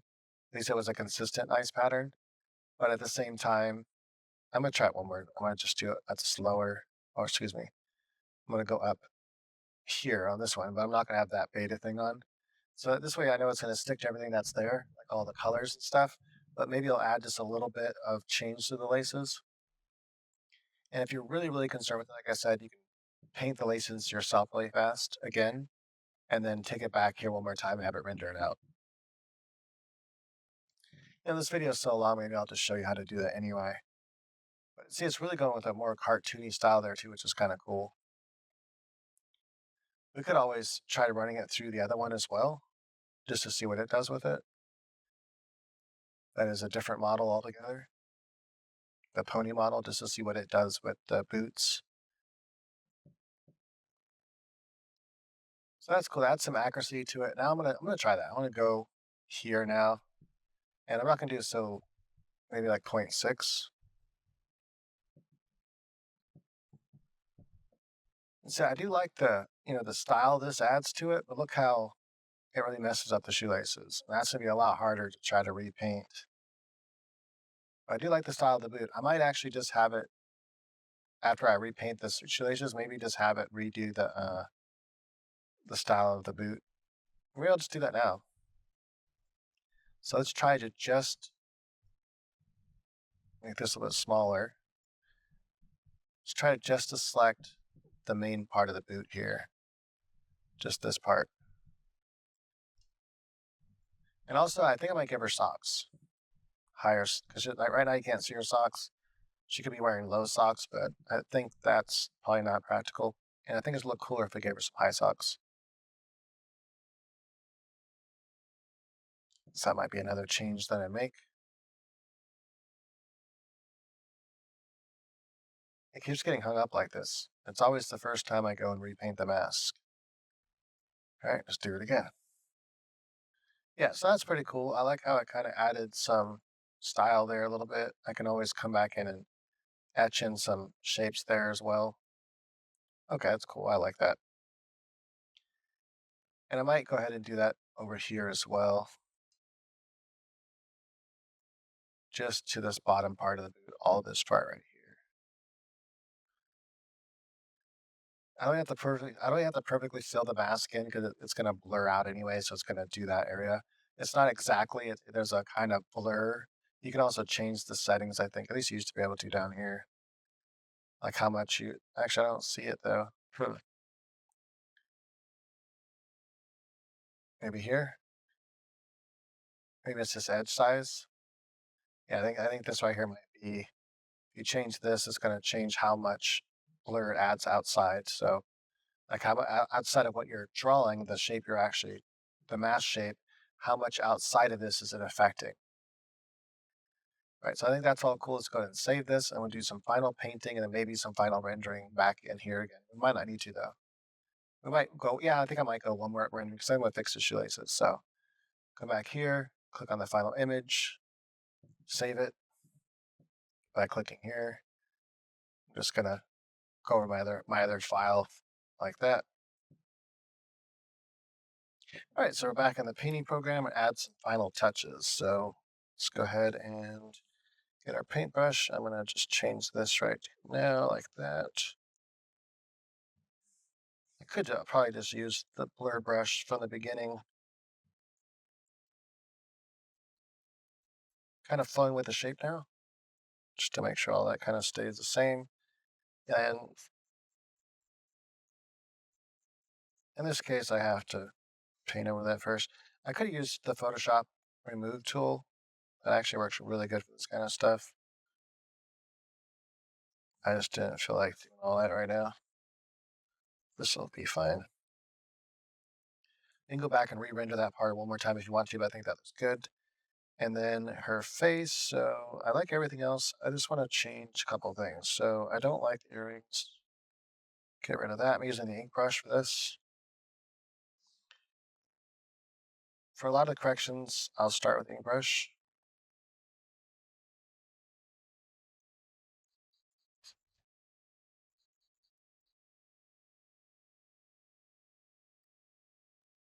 Like that. And then just come straight across here, this kind of color. And then what I'm going to do is I'm going to just come right in here with this tooth color. Okay, why is it not? There we go. And I'm not going to worry about any of the separations for now. I'm just going to come right in like that. Come across. There we go. I don't want that thick black line. So I'm going to a little more.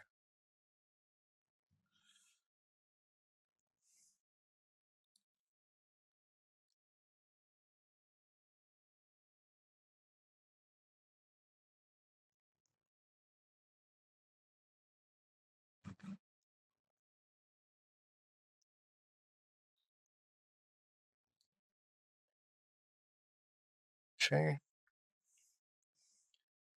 So just going with the base, oops, wrong one. Go with the basic shape there first. Then I'm going to just slightly come in like that. Then I just got to decide, do I want to show with shadow here and the teeth, any other little teeth shape? Like maybe I want to show that little separation there. I think I might.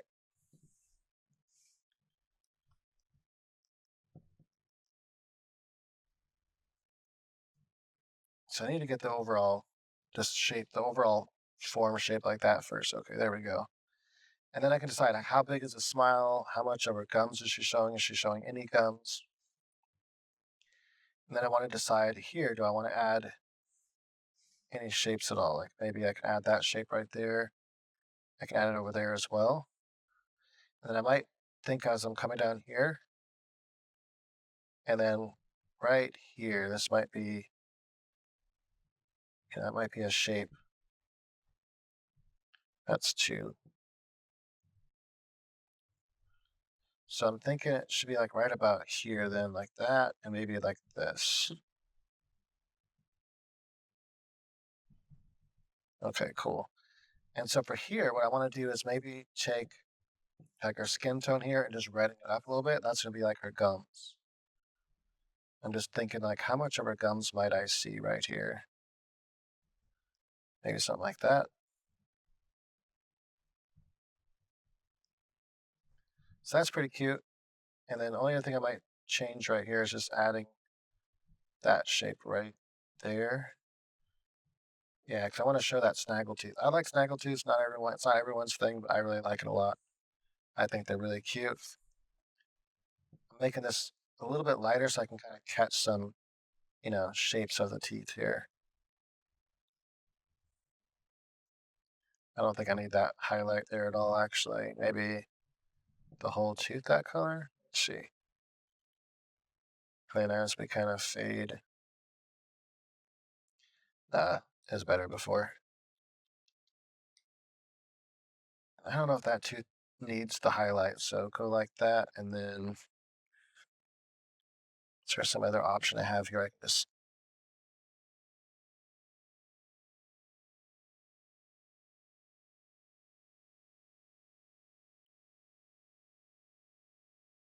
boom. See, I want to take this color here because I just want it to be a little bit lighter, so I can try that just like that. That way, there's a little bit of highlight, but not much. That doesn't look right. See, this is the kind of stuff where it can take a long time to render stuff out, so that's why it's so much easier. Imagine having to do this everywhere over the entire image. Like it's just a pain the amount of time it takes to add that kind of detail. So when you do it this way, or the way we've been doing it, we're saving a lot of time by not having to do as much of that work. Okay, that's looking a little bit better. I can also, make this a little bit bigger and look at that at the same time. So perfect. Now I got that nice, cute snaggle tooth, cute teeth. Okay, cute teeth for me are really important. I don't know, it's just something I've really kind of come to like more recently. I mean, I've always liked snaggle teeth, but I just never bothered painting them for some reason. I don't know why I never thought of it. Like I like snaggle teeth. I think they're super cute. I always have. Like I love the way some Japanese teeth look. That snaggle tooth look. In this case, I'm not doing that big Japanese look there though. And I might actually add a little bit of darkness right here, just back into the pupil there a little bit, just so it doesn't look like it's washed out. Like sometimes photography gives you a slightly red pupil. That's why it's doing that. One other thing I noticed about the eyes it did here is I need to add skin tone back to all inside the eye here. It made the whole inside blue, which I don't think looks good.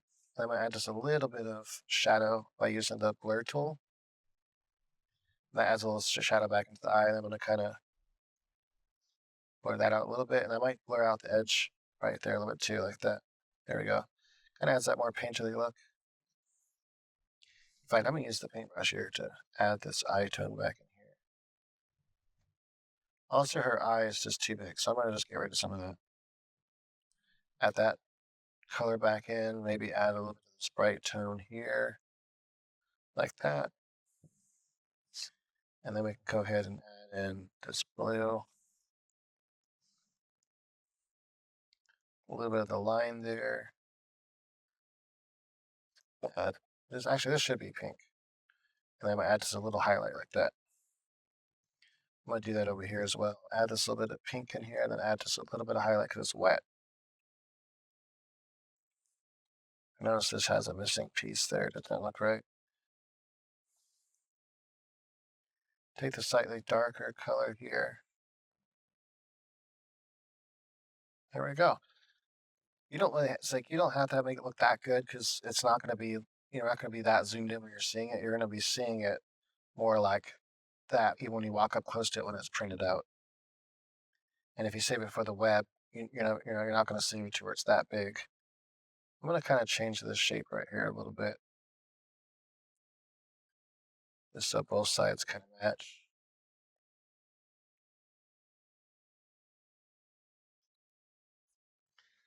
I'm debating whether I should just leave her fingers like this, or if I should add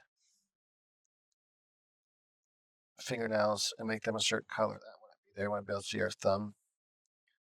You got this stuff you have to know too. Like you have to at least take manga courses so you know enough about drawing and anatomy and stuff, so you can tell when AI is messing stuff up. Like, hey, like that thumb would not be there. Another thing I've noticed, I don't know if you noticed this. I didn't notice it at first, but I was just checking for errors. You see how this hand is normal, but this hand is like stretched way out. Her hand would end right about there. The fingers would end right about here. So that's totally wrong. And so what we're going to do is we're just going to select your fingers. We're going to edit, copy, edit, paste that. So that way we can then just move this up where we want it. So I know her knuckles would be right about there, and her hand would be like that, right about there. Get rid of that, and now I can come paint on the layer underneath it. That way I'm not messing up the fingers. Watch this. I can just easily paint that right back in, add a little bit of blur, add some brush strokes in there. Boom, matches perfectly. Goes right in there like that. And then I got to think about how I'm going to get rid of this part. Just add a little bit of dark there, and then add just shadow here, like that. I'm going to add this so that I can really just kind of transition right here. Boom, like that. And I'm actually going to add a little bit more this darker tone here. And then I'm going to take a slightly darker tone here to add like that. This just helps the fingers kind of transition more. That looks good. And then finally, take our brush, our eraser here. Oops, wrong layer. Okay.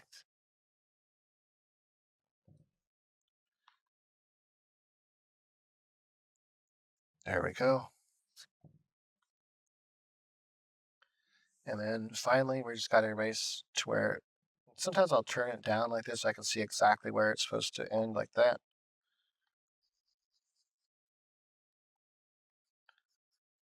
I probably should have selected a hard eraser. It would have been faster.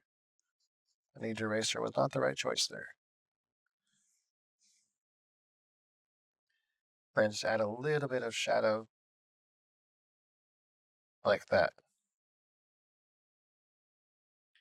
You might even think maybe you feel like there's not enough fingers being shown here, so you might want to maybe show a little bit of highlight of this one, just a little bit of it. And then maybe her other finger is kind of coming off this way a little bit. You might be able to see a little bit of that one right here. Maybe it's coming right in front of her leg here. I'm going to add just a little bit of the light's kind of hitting it there more. And then from here, we just have to differentiate it with a little bit of line work here like this.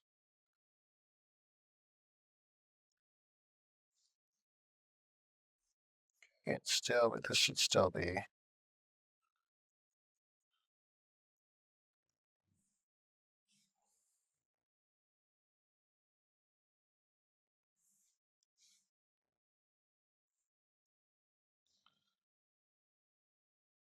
That's still too. Add just a little bit of light right here so it's kind of on top. And then just lighten this up a little bit as well. So I'd have that little bit of bend to the end of the finger there. That looks pretty cool. And then I don't know, I'm going to kind of lean in more to this kind of artistic drawing style right here, where I'm not too worried about the fact that, it's a painting, which is a cool style in itself, where you have this kind of, it's like a mix between, I'm going to take this lighter color here though. It's like a mix between a painting with some like still drawing outlines. There's a lot of artists that like to use that style, so I think it's pretty cool.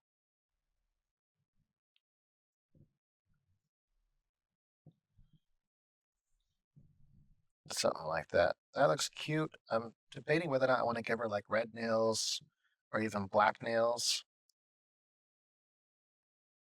Let's go ahead and fix some of this stuff though.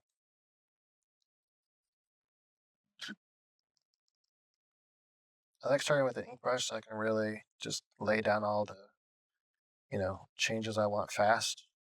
I'm going to add a couple of these different wood colors here so it's not just all one color. Maybe add a little bit of this kind of texture right there. That looks pretty cool. Get rid of this. And also you can, after you hit it with the ink brush, you can also just grab your, you know, wet blender brush here and just kind of blend some of this out the way you want it to be. And also I need to flatten the image, I think. There we go. Maybe I just blend out some of that right there. And then we got to decide if we want to give him some fingers or not. So maybe have one finger there. Maybe the branch is like that, and he has like that. So it's like, hey, that's kind of a hand. That's also kind of like how wood would look. We add just a little bit of darkness in here like this, just so it stands out more. And a lot of this we might not even have to repaint it at all. Just that might be good enough. I kind of like that broken piece right there that it did. It's kind of cool.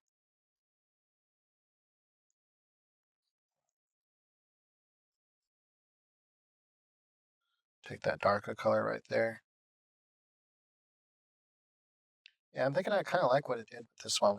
Just a little bit of touch-ups here and there is fine. I think that's pretty good.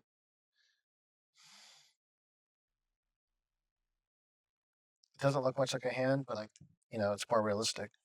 Finally, the final touch-ups. Let's see. I'm going to show you how you can like redo shoelaces. So we have the two knots there, which is fine. Maybe add one more of these here if you wanted to, and then just kind of outline it just a little bit like that. Hold. And then we got to think about how all this works. So this is supposed to be coming across like that. So this one is there, and then the shoelace either goes underneath and then comes up like that, or it comes on the top. You can lace your shoes either way. I'm gonna kind of just get rid of some of this stuff right here for just a second. So let's just go ahead and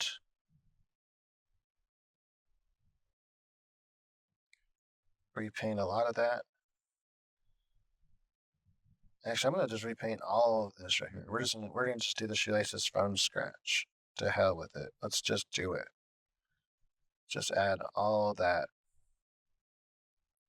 I'm gonna leave the ends, I guess.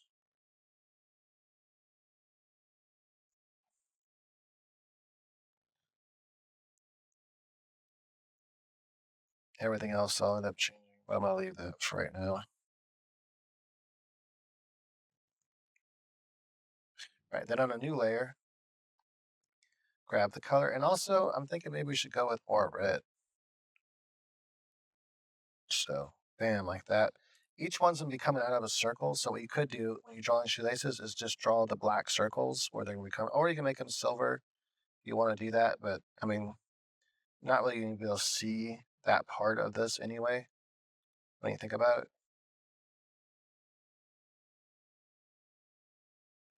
So I'm just giving it some red so it knows, hey, these are red laces. Right, so now when I kind of come in here like that, it's going to, still look like it's coming out of a hole. And for now, I'm just going to get rid of all that just to make sure. Okay, I'm going to go even redder. Cool. So we got to think about how shoelaces are threaded and how you want it to be. I could do this from imagination because I've shown like lace my shoes enough times different ways to like I know kind of what it's supposed to look like. But sometimes it's good to make sure to have a reference. I'm at the screen here. I'm going to look up boots laces and just see like if I get a front view of a boot just to make sure that I'm right, that I'm not mistaken about how they work, because I might think I know how they work, and then I really don't. So they do work differently. It depends on how you lace them. So you can have them lace underneath, like I said, or you have them come out the hole. I usually have them go inside, but I think it looks cooler. Right, so what's going to happen then is it's going to come under here to the next one over there. 'Cause, like, it depends on which one, what hole it's going to. Well, actually, each one is going to go to the next hole, and then it's going to come. And so it's going to go in and then come under that hole right here. So I just want to think about how it comes here. So we're only going to see part of it because it's going to be going like that. See, it's going to go in. Actually, I'm going to keep it that same color. In fact, we might want to even make this. Oh no, let's get rid of all of that for a second. Let me just do something here. I'm going to go ahead and flatten this layer, flatten the image rather, make another layer. That way I know this is all going to be by itself. I'm going to make it a little bit darker. So it's coming underneath here, and it's going to connect like that, underneath like this. And then it's going to be coming outside of this hole, and then it's going to come across to the next. It skips, does it skip a hole? Comes underneath, and then it looks like you skip a hole. I don't usually do that. Oh, that's right, duh. Because that's right. So that one's coming underneath. Makes sense. Okay, I get it. I get it now. This is coming underneath here, connecting hole. This is coming underneath and connecting to this hole. Right? So it has to come underneath like that, and it comes over and connects to this hole. But it goes underneath. It doesn't go over the top. So it goes under and then pops out the top of the hole. Then it's going to pop out the top of this hole right here. Then this is going to run to be underneath this one. So it's going to go like this, come out of the top of the hole here, and it's going to run all the way over there, and then come underneath. Same with this one. So come like this. It's going to come all the way across like that, and then it's going to come out of here. Right, so this one's going to come out of here. It's going to come to the next one as well. Boom, like that. And then it's going to come out of there. Boom, like that. And then it's going to come out of there. So it's going to keep doing that. That's going to come out of that hole like that. Come over there. And then finally, this is going to come like this. I'm drawing right over it because I'm going to erase. It's just easier. Like that. And then this is going to be here. Come over like that, let's say. Something about like that. And I'm just going to erase some of these places where we wouldn't see it like that. Okay, cool. That actually adds a kind of almost like a natural shadow. And then finally, I'm going to take my brush here and decide which one is overlapping which one. And to do that, I'm going to just do a slightly darker red and make my brush smaller. And so let's say this one is going over that one. So I'm going to just kind of shape it like that so it looks like it's going over it. See what I'm saying? And then maybe I'll just do that for each one. Have each one like that go over the other laces. That way you can see which ones are going over. And that's typically, I believe, how it works anyway. So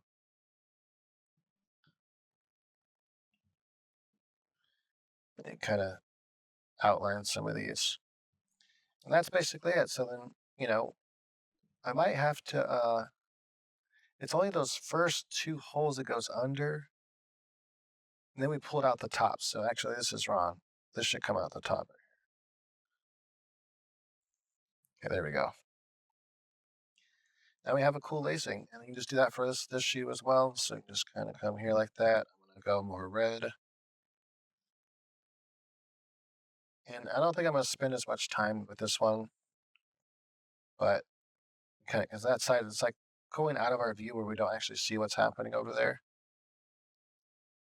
So I'm going to kind of cut that off.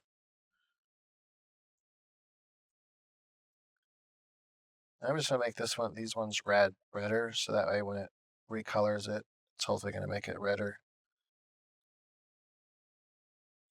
I could just switch it to color change now that I think about it.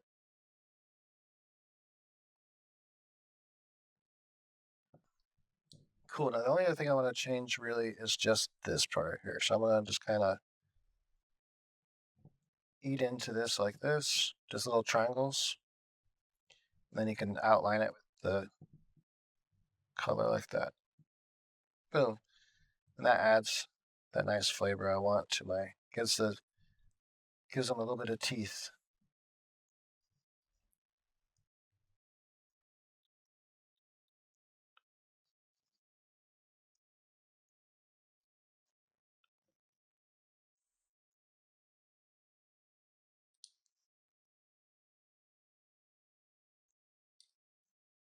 about like that.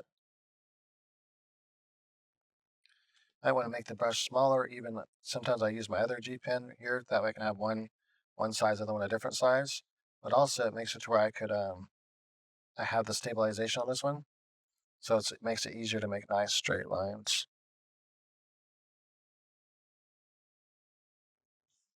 Done like that. Do the same thing over here. You also need to think about how things are going back in space. So as you think about how big these notches are, as they go around, they start to look smaller as they go back in space. And the change kind of changes like that, see?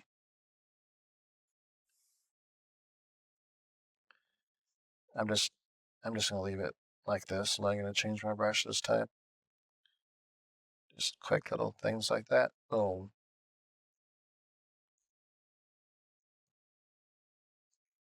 I just like to look around any last changes I might want to make just to make sure I didn't put any signatures anywhere. And I don't like how there's like a double smile here. I don't know why I did that. It's kind of weird. That should just be her hair. Actually, I'm gonna get rid of. Let's go ahead and flatten the image again. I'm gonna get rid of all that. Don't like it. I'm just gonna come with this light blonde color like that, and I don't like any of the coats either.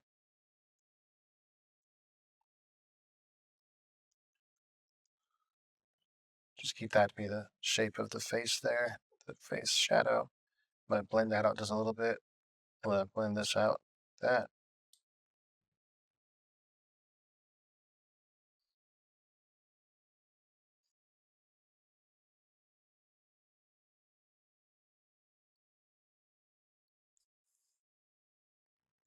At this point, if you wanted to like use color, you can use like a color correction painting thing, like overlay and like make it to where she has makeup on. If you wanted to make it where she looks like she has maybe red makeup on or some darker color, but I think this is fine. If you wanted to add that slight clown look, you could, and you can just make it dark. So for this, I believe you can just make a new layer and then set the layer to whatever you want. So let's say we'll set it to, where's it at on this one? I don't use this program as much. I really like PaintStorm. Let's try overlay. Use like this darker color here. Just kind of curious what this is going to look like. If I kind of have to pick something that paints.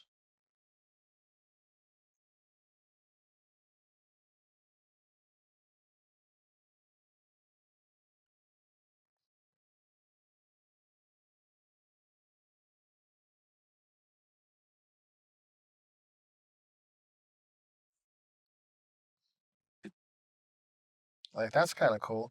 And then finally, I might go ahead and do her little. I think it's on her other cheek normally, but little heart tattoo. And I'm going to keep it like that instead of black. I could do it black, I guess.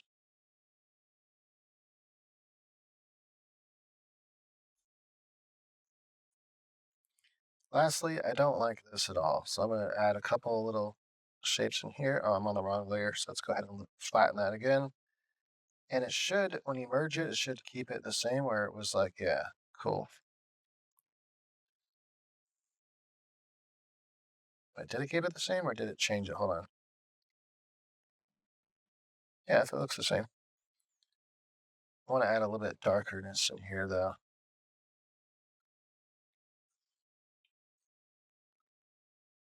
Cool. Now let's flatten it.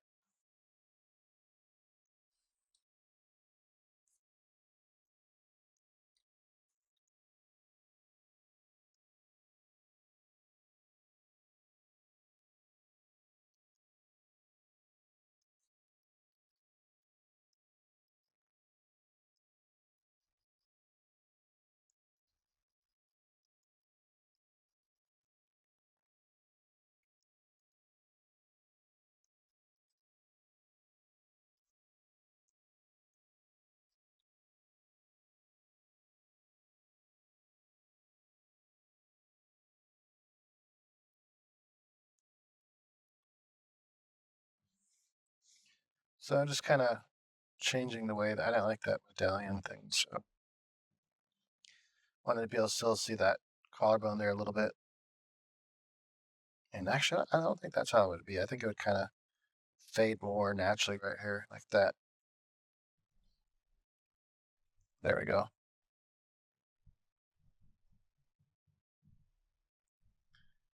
I don't know. I don't like this either.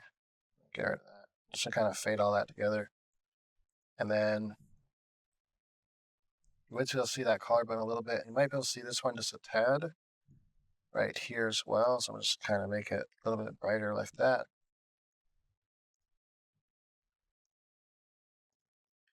You might be able to see a tad bit of that darkness right there. And you might be able to see a little bit of this where it comes up.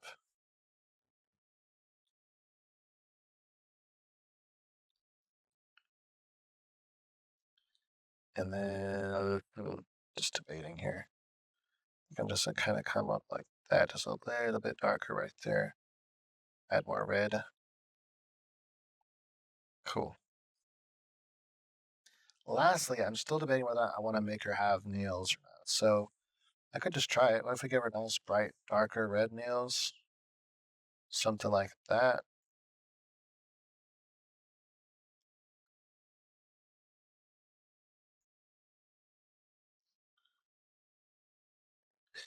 You got to think about whether you're viewing the finger from a slightly angled view, how much of the skin you see on each side of the nail. That looks pretty cool. And then you can just take our pen, take a much brighter red color, and just start thicker and just go to a little bit thin line like that. I like using this real G pen because it has a little bit of texture, which looks really nice when you're kind of want somewhat of a painting style. Cool. I'm thinking everything looks really nice. I like to pick like my recent strategy is I pick a color that's like an interesting color in the whole image. I think the red is an interesting color for the whole image, and that's what I sign my initials with.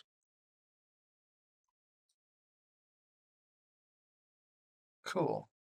So I think this one actually might have came out better than my other one I did. I did another one that was that I've already posted on my DeviantArt. By the way, if you ever want to follow my stuff, go to DeviantArt and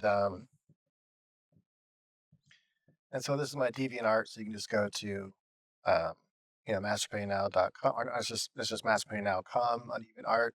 I link my DeviantArt in the description, so you just click on that link. Or if you wanted to try to find it, then you can try it that way. Or maybe you have to put my actual name here, deviantart.com/disciple Neil777, and then click enter, and that should take it to it. But like I said, I have the link in the description. And also under my subscriptions, I think I can click this without with being safe. I only have 2 active subscribers right now, but I just started this one. So what this one does is it shows you a bunch of type of drawings that you can't see on DeviantArt normally.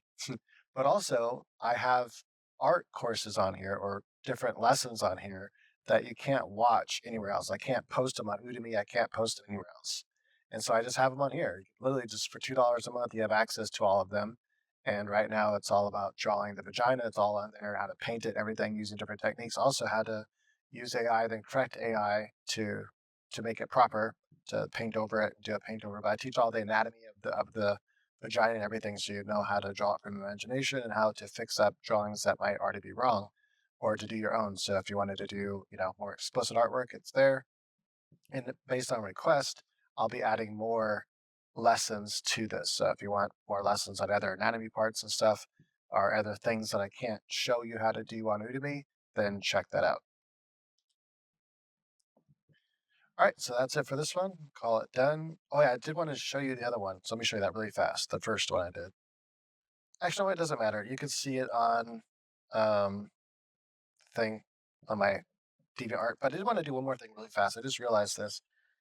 So her outfit normally does have some sort of diamonds on it somewhere. And so I was thinking, I think typically it's on her forearm when it comes to this suit, but I'm going to put it up here on her shoulder, I think, just because I think that'll look cooler. And let's go ahead and select this one. How does this one work? Yeah, that's right. Like you have to complete it, I guess. All right, so let's do that. Let's just go ahead and select a diamond, let's say here, like this. And I think once we have the diamond on there, we can just copy and paste it. So I'm just gonna copy and paste like that. So now this new layer with that on it. Then you can hold down Control and click this layer. This works in most all programs, and that gives you that kind of shape. Then you can just move that shape around and get different ones, right? So, but first what we're gonna do is we're gonna take that one and let's go to, does this have an option? Man, it's been a while since I've used this. Let's see here. Right. That's where it's at. So you go to Edit, Tonal Corrections. This is where all this stuff is at. I'm going to just go to Brightness and Contrast, I think, because I don't think I need anything else. And we can just make it darker like that. And maybe turn the contrast down a little bit. Something like so. And then I'm just going to drag here, copy it, use the Move tool to move this around. And you can literally just, I can see it's a little bit off. So I'm going to have to fix that. Another way we can actually do this, hold on a second. I just thought of something. Let's do it this way. How about we go like this? Let's just make the whole big area that we want this to appear in something like this.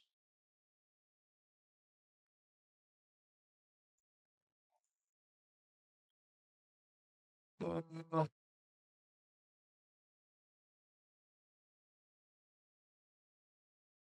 Nah, let's go a little bit bigger than that. Something like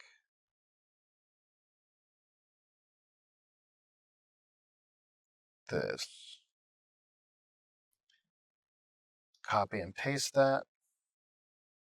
And then let's go to the tonal correction.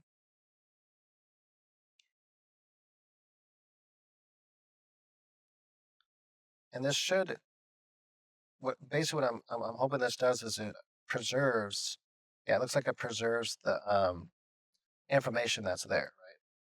So if there was like another shadow or something like that, it preserves it so you can kind of see that wrinkle still going into it. And then all we have to do is just get our eraser, set it to a hard eraser, turn the size down to the size we want it to be, about like this, and then just make sure we, cut through it like that. And you have the shapes you want, but you want to make, take a little more time there, I guess.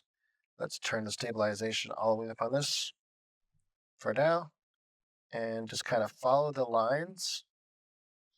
Nope, I'm gonna follow these lines. I think I need to make that line a little bit better actually, because that line right there is off compared to this line. I didn't make them exactly the same, and so I need to pull this out a little bit more. So what I'm gonna do is I'm just going to, for now, just go like that. See if that kind of fixes it,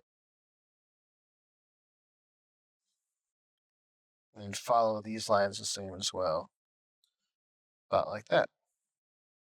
And then if you figure it's too dark, you can always just turn the opacity down a little bit like this. So that's pretty cool. I could make it bigger too.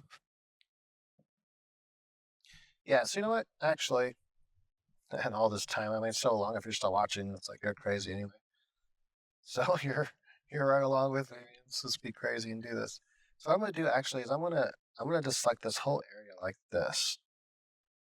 Right? I'm gonna copy and paste it.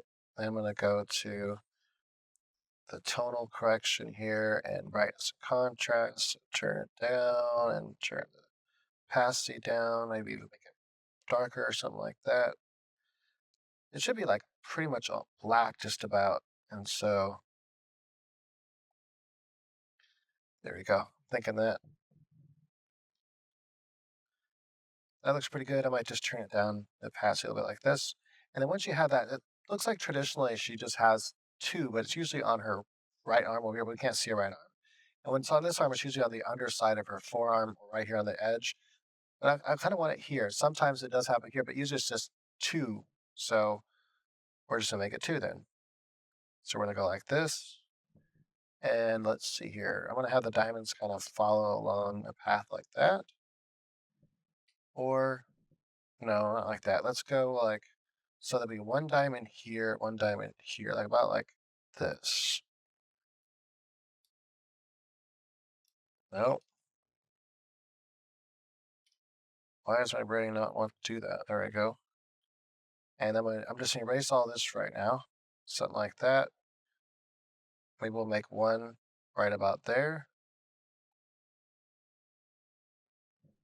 And it looks like they kind of come in like this. So, yeah. Cool, I think that'll work. And then I'm going to turn off the stabilization. Not turn it off, but just turn it way down.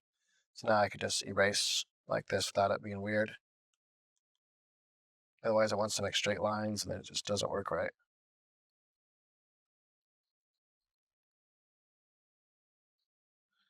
So I can go as big as I want it to go, but also make it be the way I want it to be. Ah, man, it's not quite where it wants to be, more like right about here, I think. And it kind of even rolls off her arm like that a little bit. There we go. And then I'm thinking it's on her right leg that she usually has like 3 diamonds as well when she has the full outfit on. But I almost wonder if I should give her tattoos on her leg anyway.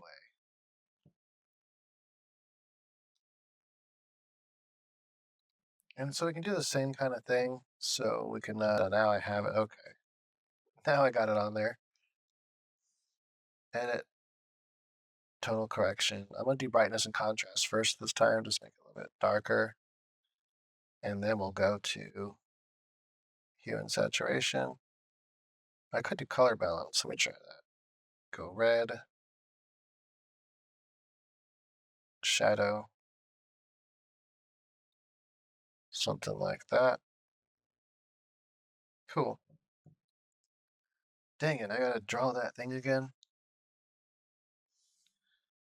Let's see, I'm just gonna kind of imagine. So I'm thinking I want just the 3 triangles, like one diamonds rather, one like here.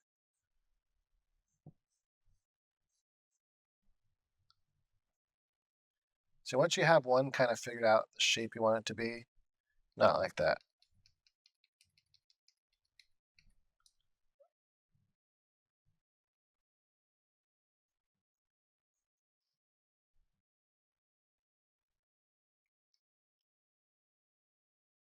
I'm just gonna I'm gonna kind of imagine the shape first like that. Then I can just draw these lines out in parallel like that.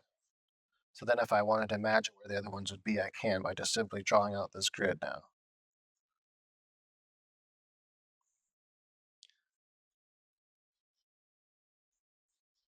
Like that. And then I might make it a little bit bigger. Like so. And now I can grab my eraser, it's on hard, come back to this layer, and then we're just going to erase right there. Bam, bam.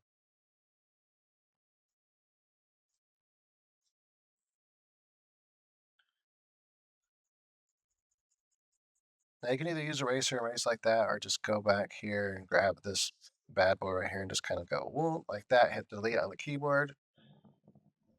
I'm debating whether or not I want 4 or just 3. I can now get rid of this. That does look cool.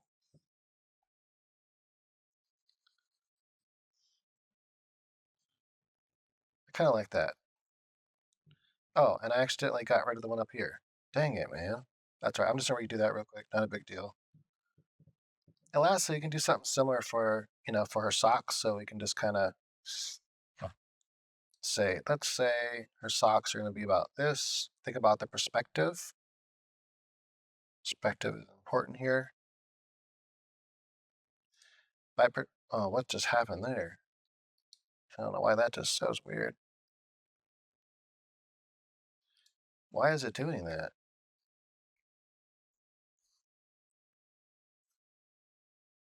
I'm just trying to hold down the shift to add to it.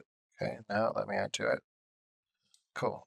So I'm thinking that you got to think about the perspective. So everything that is up above, it's going to go like that. But everything that comes down below the horizon line, somewhere around here, it's going to go below. So we need to make it actually like this, kind of concaved. I'll take my time this time to really try to get this accurate right here. Sometimes it's kind of weird the way I'm drawing. It's hard to see, but all right, so something like that. And then let's also add this one. Hold down Shift to add to this selection. I think that's pretty universal in our programs now. Hold down Alt to subtract. Take that part away. Something about like that. We can always, fix up if we need to. So edit, copy, and paste. I don't know why I did that way. I could just do it on my keyboard, but whatever. And then let's go to total correction. Let's do brightness and contrast first. Well, we got to decide, do we want it to be darker socks or lighter socks? So let's go maybe, actually either way, let's still do this. So let's make it brighter, turn down. So maybe we can make them kind of like white socks, maybe. That's kind of cool. Okay, so we got like white socks. Let's go ahead and change this shape a little bit. Like that.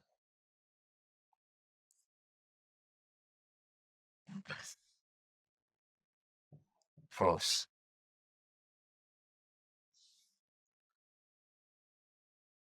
Make sure it's coming all the way out to the edge there. And then lastly, we could add some stripes and change the colors of the stripes.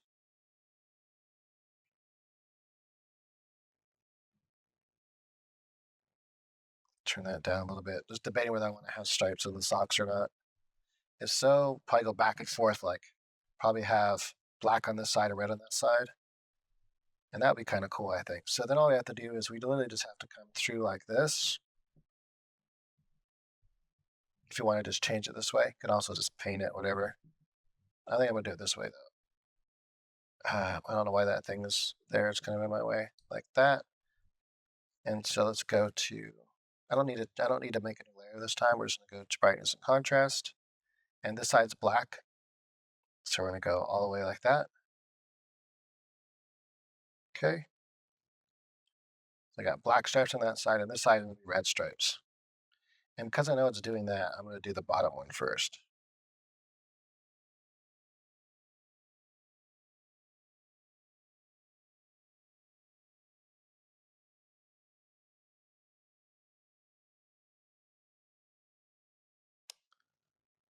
Let's try this again.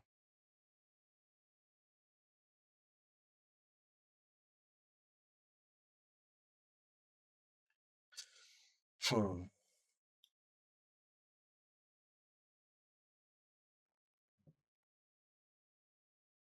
Man, it's so much easier to draw that than it is. Whatever. I'm just gonna leave it like that. I don't care. Now we need to go to hue and saturation. So we gotta change the color. Actually, it looks like it's default going to be red anyway. Make it dark. Try to find the right red.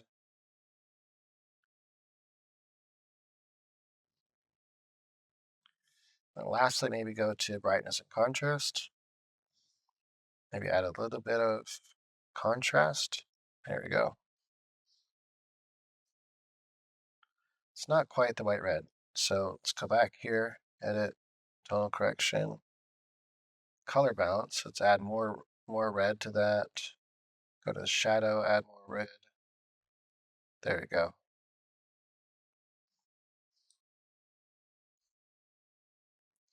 And it's not like, I don't like how that came out. It's not perfect. So I'm going to kind of take this paint, just kind of paint it a little bit. There we go.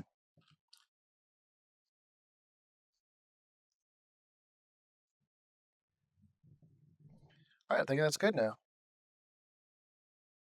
We'll call it good. We'll call it done. All right, thanks for watching.